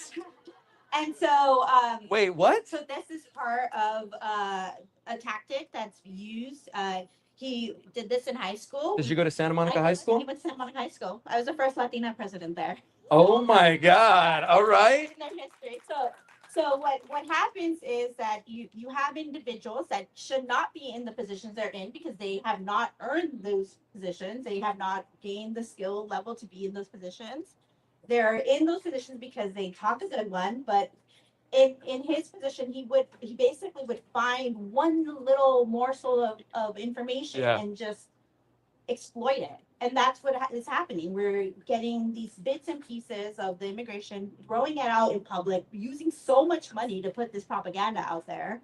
And then, you have folks that have never really confronted this situation now taking a side. And unfortunately, it's impacting a lot of families that we see day to day, that we work with day to day. It's so evident to me that the blueprint and the framework of what we're seeing now is exactly what we saw in the 90s with Prop 187. Do you guys remember Prop 187? You remember? Do you remember the walkouts? Do you remember what they were trying to do here? With Governor Pete Wilson. It seems like that's just the blueprint that Stephen Miller is applying to the White House. Yes. Yeah. Exactly. Do you have any other stories? I mean, I'm fascinated by this. You just dropped this nugget as we're wrapping up the interview here and getting on to Gustavo. I was involved in MECHA. I was involved in I'm sure he loved you then, huh? Organizations. And so I would bring wonderful Chicano activists on campus, African-American political leaders. And so we were a campus that celebrated diversity. And it was just something that he hated. he hated, and he would try to insert different conservative voices into our campus, but he got booed off of stage, so that how our community felt about these kinds of things. I feel like a guy like that though just loves like the attention, and so even like if somebody's booing him, they're like booing him, right? And I don't know, maybe I'm wrong. Thank you so much. He didn't get his heart broken or whatever the other myths are that he had. That's the narrative. Bullied or something. Yeah, no, that's not true. It's he had very much read a lot of racist material, and then he used this information and works his way to get into the White House, where again he did not have the qualifications to be so close to the administration, but that's what happens. We have a lot of pretenders in the administration. I call President Trump the WWE president, WWF president, because he's very good. I think he's more well suited to run the media companies than anyone that's running them right now. And I see him a masterful manipulator of the media, and he is not dumb, he is cunning. He dismantled 16 very qualified Republican presidential candidates back in 2016, and no one took him seriously. And now you see what the result is, It is a propaganda war.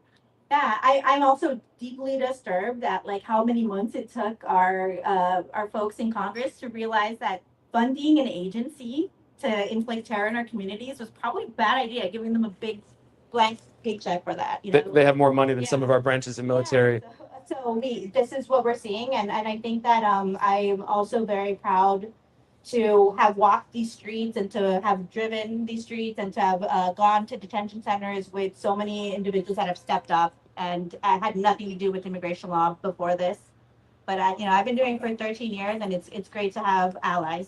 I'm going to give Cynthia her flowers because she saw the promo flyer and she says, where the hell are the women here, okay? The women have been on the front lines of this movement since the very beginning, and God bless the women of Los Angeles and all across the country here who have literally taken the fight to fascism's front door. And I used to think that word was too strong, but it's not for what we have seen transpire over the course of the last year. In this last few seconds that I have you here, is there anything I haven't asked you that you think is important to know, or anything that you'd like to talk about? Now's your chance. No, I talk about so many things that I'm seeing in our communities. ICE out of the hospitals, you're gonna have Alex join, right? Out of the hospitals, and just and making sure that our community knows that we continue to have rights and we continue to have a constitution. How can we keep up with you? How can we follow you? For those that want to keep up with Cynthia Santiago, those that are watching, give yourself a plug here. Santiago. I've been an immigration attorney for 13 years, but I love more of the position to be a community activist, community member that a chingona. So, that's always been my dream as a child. When my brother was incarcerated and seeing the injustices, that I always wanted to be immersed in community and take the work and the knowledge to the community, because our community is still so disenfranchised from knowing their legal rights. Well, thank you. We're better. Thank you. We are well aware of our rights better. We're more aware of our rights because of you, Cynthia. Cynthia Santiago, give it up for Cynthia Santiago. Thank you so much. Thank you. Can I give you a hug? Thank you so much. Oh, my jacket, I'm starting to get chilly. Stick around here. We've got another guest coming up. Our next guest is Gustavo Arellano. Oh, great. Oh, hey, Alexis. Oh, I saw Lalo show up. Yeah. Awesome. Barney, you still have a mic on. I hope you haven't been talking to people. Oh, you don't want to do that. Yeah. Or if you want to get handed over here, Barney was the first up. And if those of you guys are just joining us here, we're live from the BLVD Market, Boulevard Market here in Montebello, where we are live streaming our show, Nick Valencia News, in person, our first in-person event. And it's awesome if we could turn the camera around. I mean, just what a wonderful crowd that showed up here in person. Gustavo he needs no introduction here. You guys see him all over. What are you talking about? No one reads LA. We know the columns have gotten bigger in the paper. Hating the LA Times is the easiest game in town, so hate away. You are the star. Round of applause. Yeah. No, seriously. No one makes noise for you. That's really sad. I'm not a station here. You folks would be louder for this guy right here. In serio. No, he's doing amazing work. If you're not following him already, you're going down to South Texas. You're coming here to LA. You're going to Minneapolis. You're going to where the action is.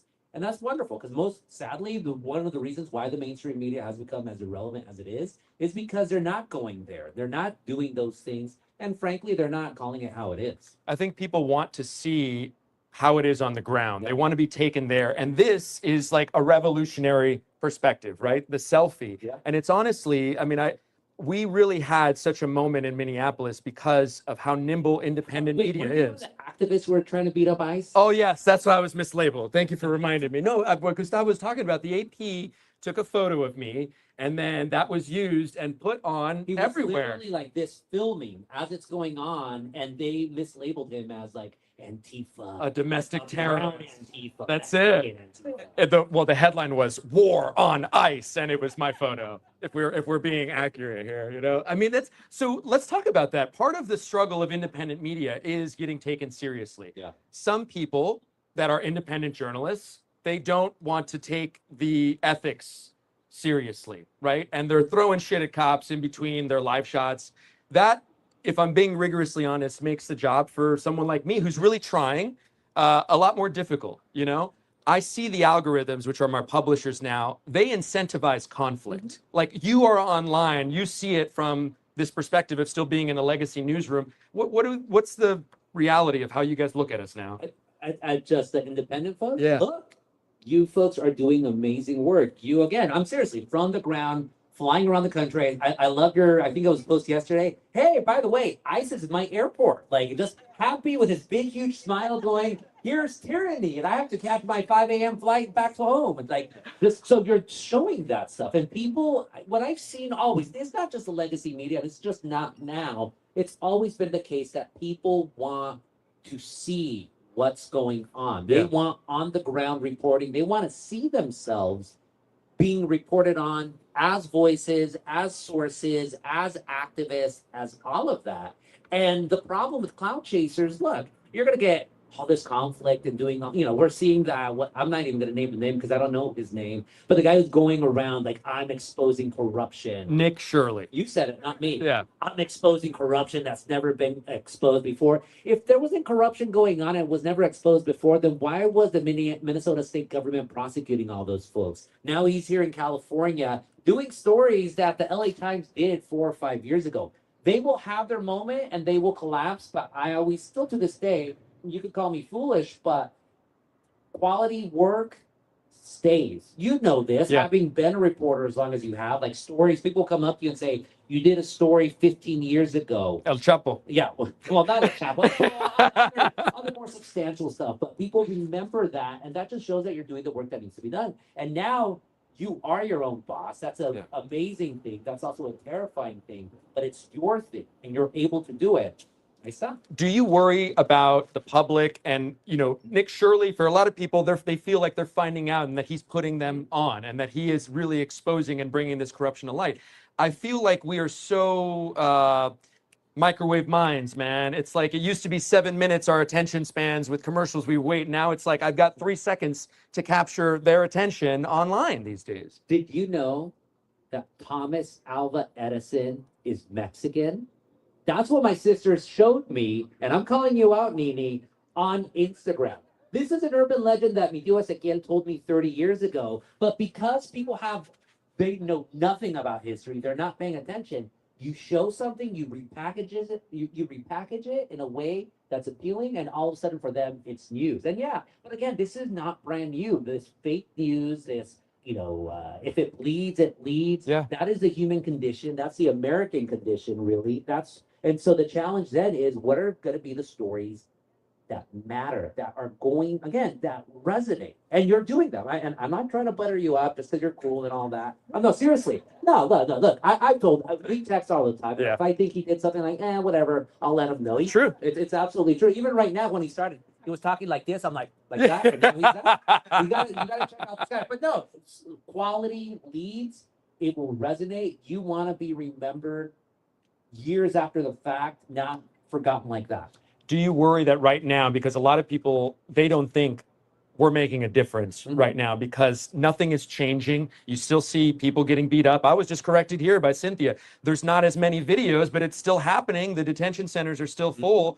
Do you worry that people won't care anymore, that they'll just give up? Or what do you see? Things have changed. Today, I mean, this is the week that Gregory Bovino, wannabe patent, migra I'm not going to cuss because there's children here, but he basically was forced out because he was rampaging across the United States, and he started, as you mentioned at the very beginning, in Los Angeles with the siege of MacArthur Park. Yep. And this is what I keep telling people about the Trump administration, that they really thought, going back to Stephen Miller, they were going to come in with a blitzkrieg. They were going to shock us all into submission, into fear, and we were going to start ratting out our undocumented neighbors, our undocumented friends, our undocumented anyone. But no, and you saw this starting in Los Angeles after Trump got elected. Started and planned these, community groups, rapid response networks, whatever. Barney was talking about them here. Exactly. Barney was talking about here in Montebello, in Orange County, where I'm from, everywhere. And we set a template for the rest of the country, and everything starts changing. That's why the Trump administration is flat out telling their Republican lackeys, don't say mass deportation anymore because people don't like that. Don't be so crazy. It's continuing. I'm not saying it has slowed down at all. That's the thing. Activists know it has not slowed down at all. But it's those perceptions. Things are changing. So when they start to control the narrative like that, we know that it's just months around the corner from an election, right? It's like, hey, let's quiet down about what we're doing so that doesn't hurt us. Do you see, there was a tremendous amount of enthusiasm for a statewide election of the public energy commissioner in Georgia because it was the first time that we got to see how Georgians were going to react to Trump. Do you see that happening here at all, this sort of resonating against Trump, people dipping off, peeling off, or is that... Well, politics in California are completely screwed over. Of course, we have, 8 Democrats cannibalizing each other, and 2 Republicans who might, one of them, by the way, Sheriff Chad Bianco of Riverside County, who just seized 650,000 ballots just so he can. Yeah, it's absolutely happening. And there's a fear that they might go into the general election because it's a top 2 primary here in California. And that just shows how stupid or weak sauce, I don't use that word anymore, stupid, how weak sauce the Democratic Party leadership is. The fact that the top 5 candidates are white, and nothing against Gabachos, but are white in a state where the plurality of the population is Latino, and they don't want to answer to that. And so, you can call me a cynic or you can call me crazy, but I want to see the Democrats suffer, the Democratic Party suffer here in California, because they deserve it. And people despise Trump, but you talked about earlier, and Barney was talking about earlier, it's not a Democrat thing either. The Democratic Party is not very popular right now. No, Look not at all. Los Angeles with Karen Bass, I do think Karen has gotten a far worse rap than she deserves. Well, you don't just hear it with Karen Bass, you hear it with Newsom as well, who's seen by some Democrats on the East Coast as, oh, this is going to be the savior here coming. But Newsom. Give me the reality here in California. Newsom is his own worst enemy, and I'll say this about him. He always somehow lifts himself up from shooting himself in the foot. But at some point, he's going to shoot off his knee y ya no va a poder caminar. Seriously, he thinks he is like freaking Jesus with a pomade or something.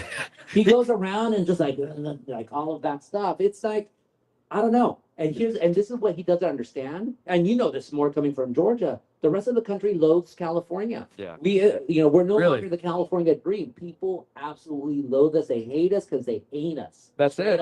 That's it. West Coast is the best coast. West Coast, best coast. And a crime. I want to just, land the plane here on the Newsom conversation, because he was trying to emerge as this sort of anti-Trump, like, let me use this tactics that he's using. Oh, you have a problem with me doing it. Yeah. How did that land with people here? I do think people need to be inspired. Those people do need to laugh. But more than anything, people need inspiration. And the problem with the Democratic Party for way too long is just like, oh, we hate Trump. You need more than just we hate Trump. Yeah, what's the plan afterwards? People want to know what happens next, right? You want to know what's the next thing, right? What is your economic plan? How are you going to plan for the day after Trump? And and we talked about 187, and this is what I've been covering way too long. The Democratic Party here in California, they got big because of Prop 187. They basically told my generation of Latinos, you and your parents deserve to be kicked out of this country. All of us said, screw you. We're all going Democrat. Reagan gave us the amnesty, but now we're going Democrat. For 25 years, that's why California is super blue as it is. But then what do they do once they're in power? All they do, oh, it's Trump. Oh, 187. Oh, 187. And look, you started getting all these Latinos starting to get interested in what Trump had to say. And I've been covering this since 2016. When I saw Trump, you said he's cunning. I saw him and I thought, If Cholos could vote, they would vote for Trump. My gangster friends love him because he never gets in trouble. Fuck. He never gets in trouble for what he does, and they love that about him. Against troubles, you know. Gangsters get lonely too.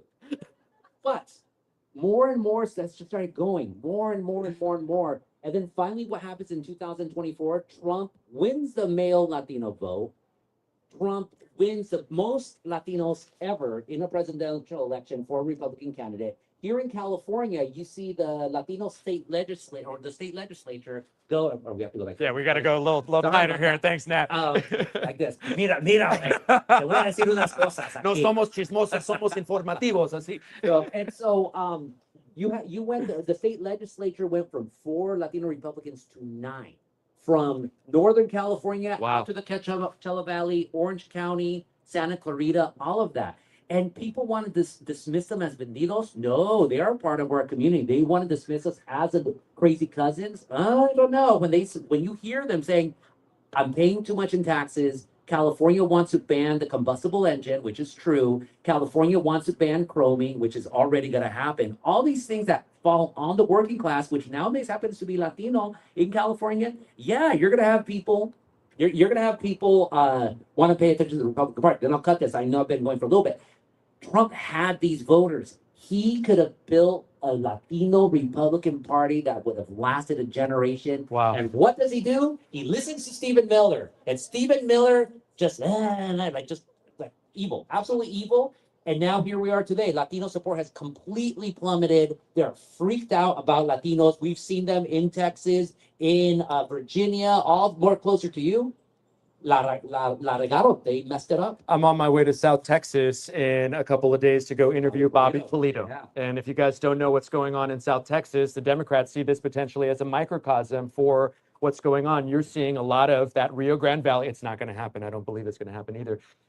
In the Rio Grande Valley, there are a lot of conservative Latinos. They see Bobby Polito, this Tejano star, with Desvelado running through the quinceañeras in the 90s, and they say, okay, here's a guy. He may live in Mexico the majority of the time, but he doesn't have health care because it's too expensive. And he reminds me of me because he's not a politician, and he wears a cowboy hat like me. And, oh, remember Desvelado? And so that's the message that I'm getting from Trump voters. And now the Republicans are messing it up because is the incumbent Monica Garcia? Well, it was a redistrict. Yeah, It's a new, but Monica de la Cruz is the Republican. Yes, basically it's a conservative area. It's hers, they thought, to lose. Yeah, and so she tries to make fun of Bobby, saying like he should stick to quinceañeras. Like if that's somehow an insult. So what does Bobby do? Yeah, who wants me to go to their quinceañera? Let's talk. And thousands of responses. So that's a party that's running scared, and that's why Trump is flailing by sadly flinging bombs at Iran and invading Venezuela and doing all that other stuff. We talked, the last time we talked, we had just gone into Venezuela. We don't hear about what's going on in Venezuela right now.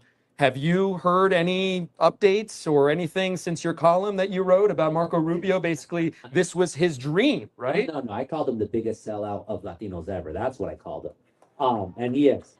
No, look, because they are trying to make Venezuela into a vassal state of oil. And Delcy Rodriguez, she's the one in charge right now. I do not know too much about her, but it seems like she's the type of person that she just wants to stay in power for her own sake instead of actually caring about her people. Venezuela's first, next is Cuba, next is Mexico. You don't think he wants to come in and just extract as much? He wants to be the new Porfirio Diaz. That's what he wants. Just open it up to Americans and yeah. It's American exceptionalism. That's the narrative that they're pushing. And right now in the Texas State Board of Education, they have been infiltrated by not only MAGA, but the Moms of Liberty. Why do I bring up Texas? Because your textbooks relate to Texas. It is the biggest public education in the country. So once they order their books from McGraw-Hill or their textbooks, then we get them. The rest of the country gets them. And so if they're creating this curriculum of American exceptionalism, what are the Chicano students here in LAUSD going to start reading about? What is happening in Texas with the Moms of Liberty going into, they had testimony at the state capitol a couple of months ago. The representative on the state board at Texas, he is a MAGA, full blown. A woman from educator in a hijab got up there at the state capitol, and before she opened her mouth, he said, Mr. Chairman, what is our rules of terrorists testifying before here in the state capitol. Governor Abbott, Texas Governor Greg Abbott, had Married to a Latina. married to a Latina, had labeled a teachers group that she was with a terrorist organization. It was not given an official designation by the government or even the state. It was just something that he said. But that representative on the Texas State Board went with it and ran with it. And that's what's happening slowly all across the country. Just really quick anecdote about how Texas indoctrinates our children in California. When I was young, and look, I'm a nerd, I know a lot of stuff. But why was it when I was about 8 or 9 years old, I knew that the first Texas state capitol was in Washington on the Brazos? Because I don't know, I was not reading anything about Texas. I didn't care about Texas. Now thinking of it, it's because I was reading these textbooks that somehow had a completely useless bit of trivia for us here in California. So no, Texas, like when it comes to education, they don't mess around, and like watch out. And it's being inspired by this MAGA movement, which, you know, Cynthia was talking about it up here. It became so evident to me, and we're going to turn the corner here and get to Alexis Alaman here in a little bit. It became so evident to me recently that this is a propaganda war and that we're fighting propaganda. I would love for you, you're nodding in agreement. I would love for you to speak on that. Why do you think so? Why do you agree? I mean, it's always been like, I don't think we're in unprecedented times. You have to pay attention to history. And look, people might say we are living in the worst times ever, especially for undocumented people. Look at all the community response. Let's go back to the 1950s when you had Operation Wetback. And literally the only people in the Latino community, the mainstream folks did not stand with undocumented folks. LULAC, all those civil rights groups, they're like, yeah, get those wetbacks out of here. This is absolutely true. The only people that stood with undocumented people were bona fide communists. I'm talking about card-carrying communists like Bert Corona in the 1950s, and we all know how popular communists were in the 1950s. So we are, and then you have, of course, a repatriation and all these terrible things. You all have to look at history. Those who forget the past are condemned to repeat it.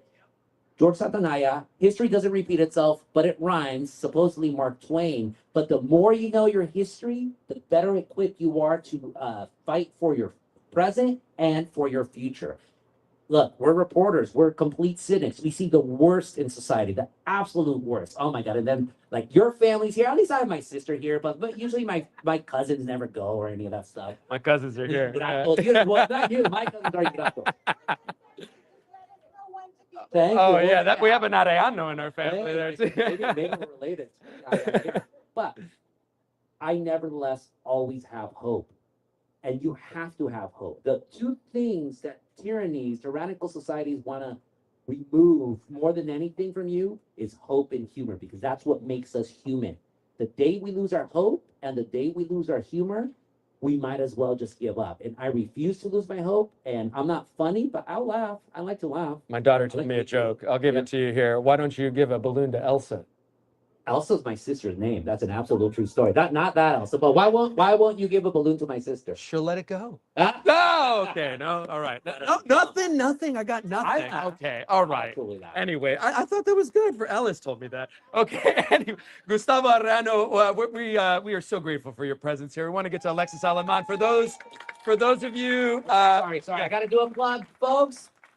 I don't see enough of you with a drink in your hand, whether it's water, whether it's Coke, whether it's food. Support your local businesses. That is so important to do. If you do not buy something tonight, even a bottle of water, then Stephen Miller wins. You want that to happen? Exactly. Thank you. Bye. Gustavo Arellano, man. Thank you. Oh, thank you, brother. Thank you so much. Oh, God. And we have so many. I just want to turn the camera around here to show everybody if we can. Can we do that? Oh, yeah. Razzo Dog is here. All right. We're going to wrap up the show here with our last guest. I thought I saw him in the crowd. Alexis Alaman is one half of Foods in Medicine, the popular social media account, Foods in Medicine, and we're going to be joined by him next. Yeah, come on down, man. What's going on, bro? Great to meet you in person, bro. Thank you for coming. All right. Give it up for Alexis Alaman here. Hi, everyone. Good evening. I really wanted to bring Alexis on, not only because of his popularity on social media, but because of his journey, being a first-generation college student, right? I mean, just tell me about your trajectory. You just finished medical school. and you have this wildly popular Instagram account, right? Yeah, heck yeah. You're applying for, journalism fellowship. Tell me about what life is for you right now. Yeah, no, thanks for inviting me. First of all, Nick, and you're also very inspiring and motivating. I've been God bless seeing you, your work brother. for years, so it's cool to be sitting next to you today. Yeah, I mean, for those who might not know who I am, I'm currently a medical student at UCLA. Gracias. And my boy Irvin just matched and finished medical school. I'm still, I have 1 year left. I'm currently doing a master's degree in Oh, wow. social science at UCLA, and planning to apply to psychiatry next year for my medical specialty. And honestly, I mean, the journey's been interesting, to Yeah. say the least. I think the most important thing for me is making sure that I get myself educated, making sure that I know what's going on around me, what the issues are, and obviously growing up first gen, son of immigrants. I understand a lot of the issues that we face and how that translates into the real world, into real living, because that's how I grew up. And so for me now, it's how can I do how can I use what we've created, what we've done to continue helping our communities. There's so many things that are dynamic about you, but one of the things I see that is an intersection that I kind of see myself in you is that you're in rooms where I'm sure you're really freaking uncomfortable a lot of times, where people, you look to your left and you look to your right, and you may not see a lot of people that look like you. What's it been like being a 20-something-year-old in those rooms right now in this era where our community is being focused on and persecuted? Yeah, well, it's challenging, and that's sort of been my career since the beginning, and it's more of a unconventional path for first gen students. We face a lot of different obstacles and challenges, and students that might have like studied for standardized exams since elementary school. I literally didn't even study for the SAT because I didn't understand the importance of an exam like that at that point, and so Your parents didn't go to college. How would you know? Same with my parents. I had no idea. exactly. So exactly, all of us like first gen, second gen people, students understand, a lot of these struggles, and for me, going into these spaces, I understand that, and so for me, it's more so realizing that I've gone through a lot of challenges and obstacles to get into those rooms, and there's nothing that I can't understand or comprehend that with other people in the room. And so, if anything, for me, the fact that I'm in that room with everything that I've gone through makes me feel special, and it makes me feel like I belong. The frontline workers, the public health professionals, they have had to face these federal immigration agents. Have you thought about that? If this continues on, we've got another 3 years of the Trump presidency. You're probably going to be working in a residency, right? You'll probably be matched by the time. Yes. You may have to deal with this. Is that talked about in medical school right now? We see it reflected on like The Pit on HBO, right? ICE in hospitals. Is that talked about? Not enough, not enough by any means. And that's the thing that, like you said, we see this, I see this, and it's really up to us to educate ourselves more on it and understand how this ultimately affects health, right? Because in medical school, yeah, we learn how to take care of people, and the medicines that we use and how to talk to a patient. And it's do no harm. And in some cases, we're not seeing that right now. But we never talk about, like real world issues happening in the moment and how that applies to our job. Matter of fact, like even health insurance stuff, and like we don't learn these sort of things in medical school. We just learn how to diagnose a patient, how to, check for what's wrong with them, and that's kind of it. And so we're left with a lot of questions of how even health insurance works and how politics and people, making certain decisions affect our job ultimately. Sure.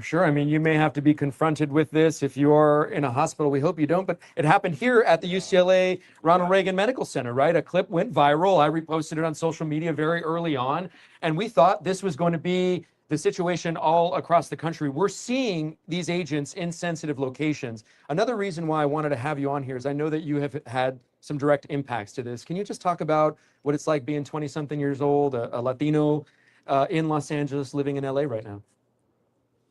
Well, it feels amazing. I'm blessed. I thank my mom all the time. I'm like, Mom, thank you for coming to LA. You know, of all the places you could have gone. thank you so much for coming to LA because I love being from LA. I love being in like. Amen, man. Amen. Give it up for that, man. From South Central, you know, everything, and then just LA is beautiful. So, one, I'm happy. I'm excited. But you know, more than anything, it makes me really realize the position that I'm in. You know, where I'm at, the opportunities that I really have, with the position that I put myself in. I've been, you know, super blessed to be in school in LA all of my life. Yeah. Really understand LA. You know, got a full ride scholarship to UCLA, so I stayed in LA. Amazing. And I'm just like really trying to use my knowledge as a kid who grew up in South Central in the inner city and is in these spaces, you know, with people that are very educated and, you know, with whose parents are doctors, whose parents are lawyers. And, you know, for me, I see that as an opportunity for me to learn as much as I can, so that way I can not only use this for myself, but how can I use this to help my community and bring everyone and other Latinos up with me. You're that what an answer, right? Tell why this guy's got 200,000 followers or more. 300,000. Thank you, Beto. One of the things that I've noticed in my travels across the country is that younger, especially high school students, they really are sort of drawn towards President Trump. They find him funny. I was in the Central Valley in Delano, and I remember talking to football players who were picking grapes in the morning, playing football in the afternoon. I asked them what they thought of President Trump, and the response was, he's funny. But this is the guy who's leading the free world, right? This is not a comedian. What are the conversations like on college campuses right now? We know that they are, you know, the more educated that you are, I think, the more that you read, the more progressive that you tend to be. But there are still, if we're being rigorously honest, something that is attractive among the youth here, what they see in President Trump. I would love for you to sort of tell me what your experiences have been and what the reality is as you see it. Yeah, well, in terms of college campuses and what the vibes are there, I mean, obviously I can't really speak for, you know, a lot of, other universities besides UCLA, because that's where I'm at. But just being at a UCLA, you know, a big institution, with a diverse student body, people with a lot of different opinions. You know, I've seen the divide that, you know, an opinion on our president and the current administration has. I think that, you know, obviously with media, you know, I don't have to talk about how the way media portrays certain things and, you know, which way certain media channels swing. But I think that's why it's super important for people like you know, independent journalists, because a lot of times, for me at least, I don't know certain things. I wouldn't have known certain things if it wasn't for people like you to report on it, man. you know. Thank you. And Thank you that's so super much. important, right? Thank you so much. Yeah, of course. And I see, you know, the work you put in, you know, being out there in the front line, man, risking your life and just, you know, to make sure that we get this information. It's super commendable. It's admirable. And I think that, you know, that's the information right there that we have to know, right? And unfortunately, you know, I think there's a lot of work done to be on general media. Yeah. But you know, that's why it's important for what you're doing. And you know, with the kids that might have commented that, I mean, that's the thing, right? We might have to wonder, like, well, what is it that they saw, and what was it, a podcast episode, was it a TikTok, and Sure. what was the intention behind that, and do they actually really understand and are able to process what what the president is and what they're doing? You know, like you said, nowadays, Sure. like social media and media in general have really taken over a lot of everything, right? Like with attention and with what people look at, follow, right? And so it's nowadays media can be very curated, can have like goals that like are very different from when they're intended to be. And you know, it's up to people like us to combat stuff like that. Part of what I'm trying to do is meet the moment where people are. I'm trying to meet people literally, which is why we're broadcasting 9x16, right? I mean, people are here on their phones vertically. You have been so efficient and successful at leading that social media way, not just for your medical student peers, but like just your generation. You are such an effective communicator. How did you, like, what gave you, I mean, I don't even know where to start. Like, how did you build this? Why do you think you've been so successful? What has been the secret sauce? Man, I wish I could tell you, Nick. You know, we've been asked that a lot, and truthfully, I don't know myself. I don't know the answer to how we were able to create this community. All I know is that, you know, I wanted to create something for someone like me, for younger me. That's who I had in mind. I had younger me in mind growing up in South Central and saying, well, if I freaking put this video out and a picture out with me in a white coat, and I saw that as a kid, that might have inspired me, motivated to do this. So maybe there is a kid out there like that that will see me in a white coat, me and Irvin, a video of us at a top tier medical school on a full ride scholarship, and it might motivate them to maybe be a doctor, maybe be a lawyer, whatever, to believe, to, you know, our goal is to normalize this. We want to normalize the fact that you can take advantage of the opportunities, go to college, go to medical school, go to law school. The thing is that a lot of our youth don't see that. And that's where the issue starts. And for us, it's we want to put that out. And for me, it was like, I want to see little Alexis see this. I wonder if he would be motivated. And we were able to create a community with this. Yes. You are speaking truth, because I remember being 14 years old at Eagle Rock High School and going to the Chicano Youth Leadership Conference hosted by Sal Castro. Okay? Sal Castro led the 68 walkout here. I talk the way I talk and dress the way I dress because my parents grew up, my dad grew up on 51st and Western, and my mom grew up in downtown, and they wanted to Americanize the hell out of me so I could be in any single room that I wanted to be. But I realized very quickly that my proximity to whiteness ain't gonna save me, you know? It didn't save me. I remember being at the Chicano Youth Leadership Conference and meeting for the first time a Latina who went to Yale. And I still remember, man, she was sitting down crisscross applesauce. This is what we say now, right? Because the other one's too offensive. So she was sitting down, and I remember her saying, I'm at Yale.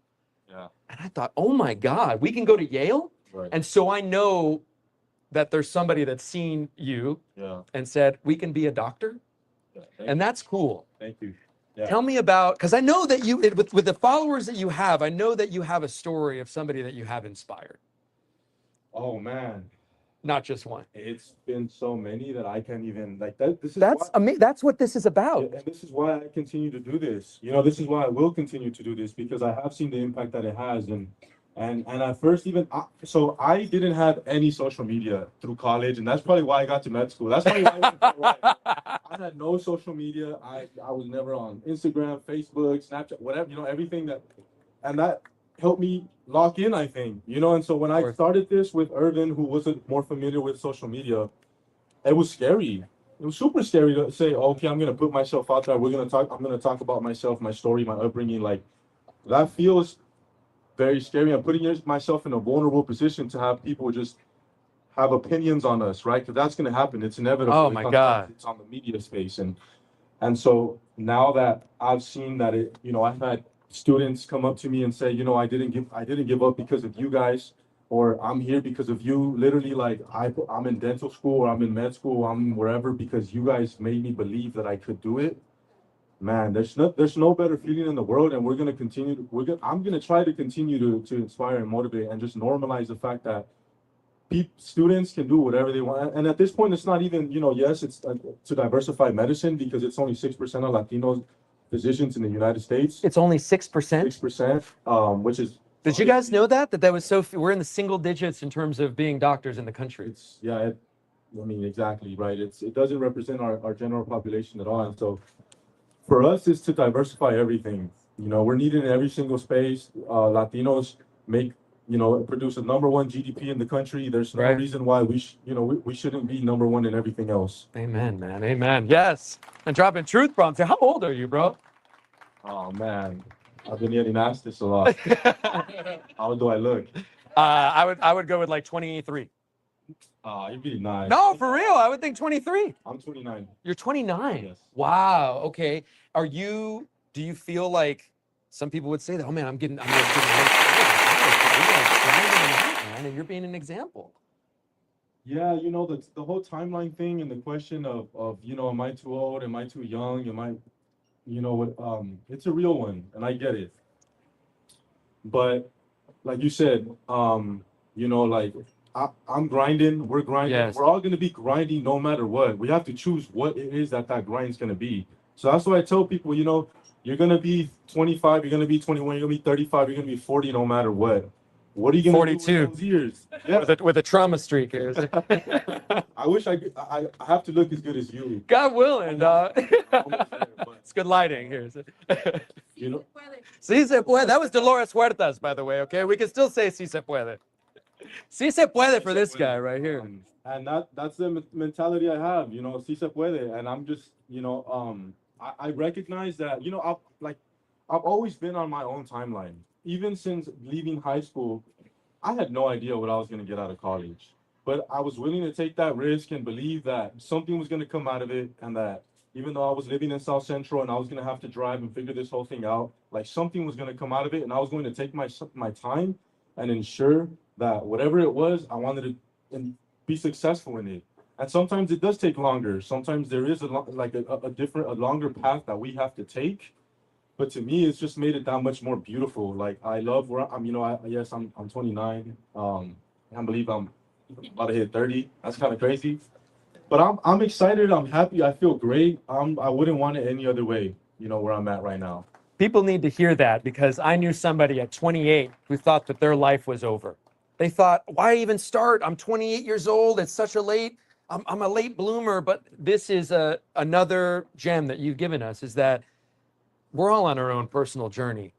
We're all on our own. 100%. Right? Yeah, exactly. And I get it, you know, like the pressures of trying to get to the next stage in our lives, the pressure of going to college and graduating, and then getting an internship, getting a job, getting into residency, getting the faculty position, then doing this. And then it's like, well, if we're always just stuck in that tunnel vision mindset, when are we taking time to take a step back and really realize the major issues that are going on in our country? We have to realize what we're working for, what we're working towards, and what position we're working for, because we have to think about how we're going to, I mean, at least for me, this is how I think about it. I have to think about how I'm going to help not only myself and my family, but my community. And so when I'm working for my next stage in the journey, is how am I going to use that stage to get to the next one, and then the next one? Because I'm not trying to be complacent. I want to get to a point where I can actually make an impact in the community, you know, and that means I have to ask real questions. I have to take a step back and ask myself questions. Where I'm going, what am I doing in the moment? And it's like, it's so easy to get stuck in that, okay, right now, well, I'm taking my board exam, and then I have to take the next one, and I have to apply to residency, and then I have to, after that, do a fellowship, and then after that, I have to get a job as an attending, and then get a faculty. You know, when I take a look, and it's been 15, 20 years, okay, so now I'm never gonna sit down and, okay, now I can help my community. No, it has to happen actively. I have to do it as I'm going on in my journey. Amen. That's how I see it. People can't wait around to help out. You need to step up and meet the moment. Amen. It has been such a pleasure to meet you in person, man. How do we, like, I have the one question I really wanted to ask you is that, like, I want to know that first day, because I remember my first day that I launched this and took my phone out at 4 million views. Oh shit, I got something to say. Yeah. What was that like, that first day that you launched Foods and Medicine? And if you guys don't follow Foods and Medicine, please go check it out. It's amazing and inspiring, and everything that you've heard here, it's like times 10. What was that like, that first day? And how did that all go down? It was silly. It was a joke. It was funny. So Irving convinced me, right? And okay, you know, we were at Carne Asada actually. Maybe there were a couple modelos involved. Okay. You know, and we were like, hey, bro, like everyone's telling us about this. Let's just do it. Let's just launch a page. I'm like, I mean, I don't know, man. Like, we're just joking, like, because that's how it started. It started as a joke, like, hey, food, medicine, you know. And then our classmates started hearing it. Our Latino classmates, we started saying it and stuff. And then it's like, y'all should make that a page. I'm like, man, no way. So we talked about it in the Carne Asada, and he was like, let's call it Foods and Medicine, bro. Let's call it Foods and Medicine. And I'm like, you know what? You're right. Let's start it. And we had taken a picture, like, in our white coat ceremony, and we just posted that, like, Foods and Medicine. It just felt funny. It felt silly. But then, like, 100 people followed us. Said, what the heck? We just posted a picture with our white coats. You know, like, well, okay, whatever. And it was like, next thing you know, we're at 500. I'm like, what the heck? Okay, people commenting and stuff. You know, I didn't think anything of it. So it was amazing. It's still surreal to me. It is so surreal to see also, because it's like you not only have a popular page with numbers, you have an engaged and continuously engaged community. I love our community. Yes. So there's definitely days where I have to just sit there and look at positive comments. I'm just like, man, this shit sucks. One of the things I like, it's hard to put yourself out there too, because people are watching. It's like people counting your sobriety days, right? Is he going to match? Is he going to, where's he going to go next? And like, what if I fail this exam, right? I mean, that's got to be, yeah. Not gonna lie, yes, the pressure is there. I mean, obviously not let myself down, but to me, it's like I can't let my community down now. Like I gotta, and that's what I'm saying. Like when it's like when I'm grinding in those hours, and it's like I've studied for 10 hours, my brain is fried. I'm like, fuck, I gotta do this shit again tomorrow. I go on my comments, and I'm like, all right, I can't let them down. Let's do this. Boom. Let's go to sleep. Ponte pilas, güey. Yeah, exactly. So it's beautiful. I love our community. I'm gonna wrap it up just by how I've finished everything else here. Is there anything that I haven't asked you to know that, is there anything I haven't asked you that's important to know, or anything that you'd like to talk about? Now's your chance. Well, first, thank you for what you do, and thank you. I'm going to continue to always support what you're doing, because it's important to have people like you. Thank you so much. Giving us real, raw information. Things that are going on in the world. I think for me, it's definitely cool meeting people like you, getting into these spaces, and really for me realizing what having a voice can do for our community. I just want to state the obvious that's in front of me. I'm not trying to get too much into politics and trying to engage in discussion and dialogue and freaking arguments with people. But end of the day, I made an oath to take care of anyone, take care of people, make sure people are healthy and safe. And if there's health concerns with things like ICE freaking killing people and ICE detention centers not providing adequate medical care, I think it's okay for me to speak on that as an aspiring health professional. And that's that's an example there. But I'm gonna just speak on what I see. Keep speaking, man. Alexis Aleman, Booze and Medicine. Thank you so much. Give you a hug, dog. Yeah, of course. Thank you for that. That was cool. It's awesome, dog. Yeah, hell yeah. Yeah. We're gonna start wrapping up the show. And I just want to tell you a quick anecdote on that with Alexis. I was recently in Camp East Montana, and this is one of the largest, or is the largest detention center in the country. And to the point that Alexis is making about a lack of basic medical care, I went in as an interpreter on the invitation of an immigration attorney who I was there with. And I did not misidentify myself. I was very clear about who I was. I'm a reporter. I'm going to come out and talk about what I saw in there. And what I was told by those that were detained, by a woman specifically who I interpreted for, translated, they were dealing with a rash, a fungal rash, that it was so painful and so itchy that it had spread from their feet to their genitals. And there was one woman in their area. She was under a cobija, she was feverish, and they were just giving her a salve, an ointment to rub on this rash. I came out, I reported what I saw. I went on the local news there in El Paso. What happened and what resulted was the El Paso County Health Department saw that, and they went into Camp East Montana, and that rash that they had been dealing with for 4 months was a measles outbreak. This is the types of conditions that other human beings in this country that are with us here, that are being currently held in. They're being told by these doctors who have taken an oath to do no harm, that they will get their basic medical care met if they just self-deport and go back to the countries from which they came. Okay? There are people who still, even though they have voluntarily chosen deportation, are still in custody and can't get home. The longest person that I've heard held is 18 months. And I am well aware that that goes back to the Biden administration. This is a bipartisan problem, and we are here to call it out. The only way that we continue to go forward and move forward and speak truth to power, when there's a lot of powerful people not afraid of peddling mistruths and peddling fear, I don't want to be afraid of speaking the truth. And so this platform gives me that. And the only way that we keep going is through your support. Continue to help donate, subscribe to our Substack, and just help us stay in this space so we can continue to have conversations like this. Thank you so much to Barney Santos, the owner here of BLVD Market. Thank you so much to all of you. I think it's a good time to pick this up here. Show the crowd. There we go. You can see the crowd there.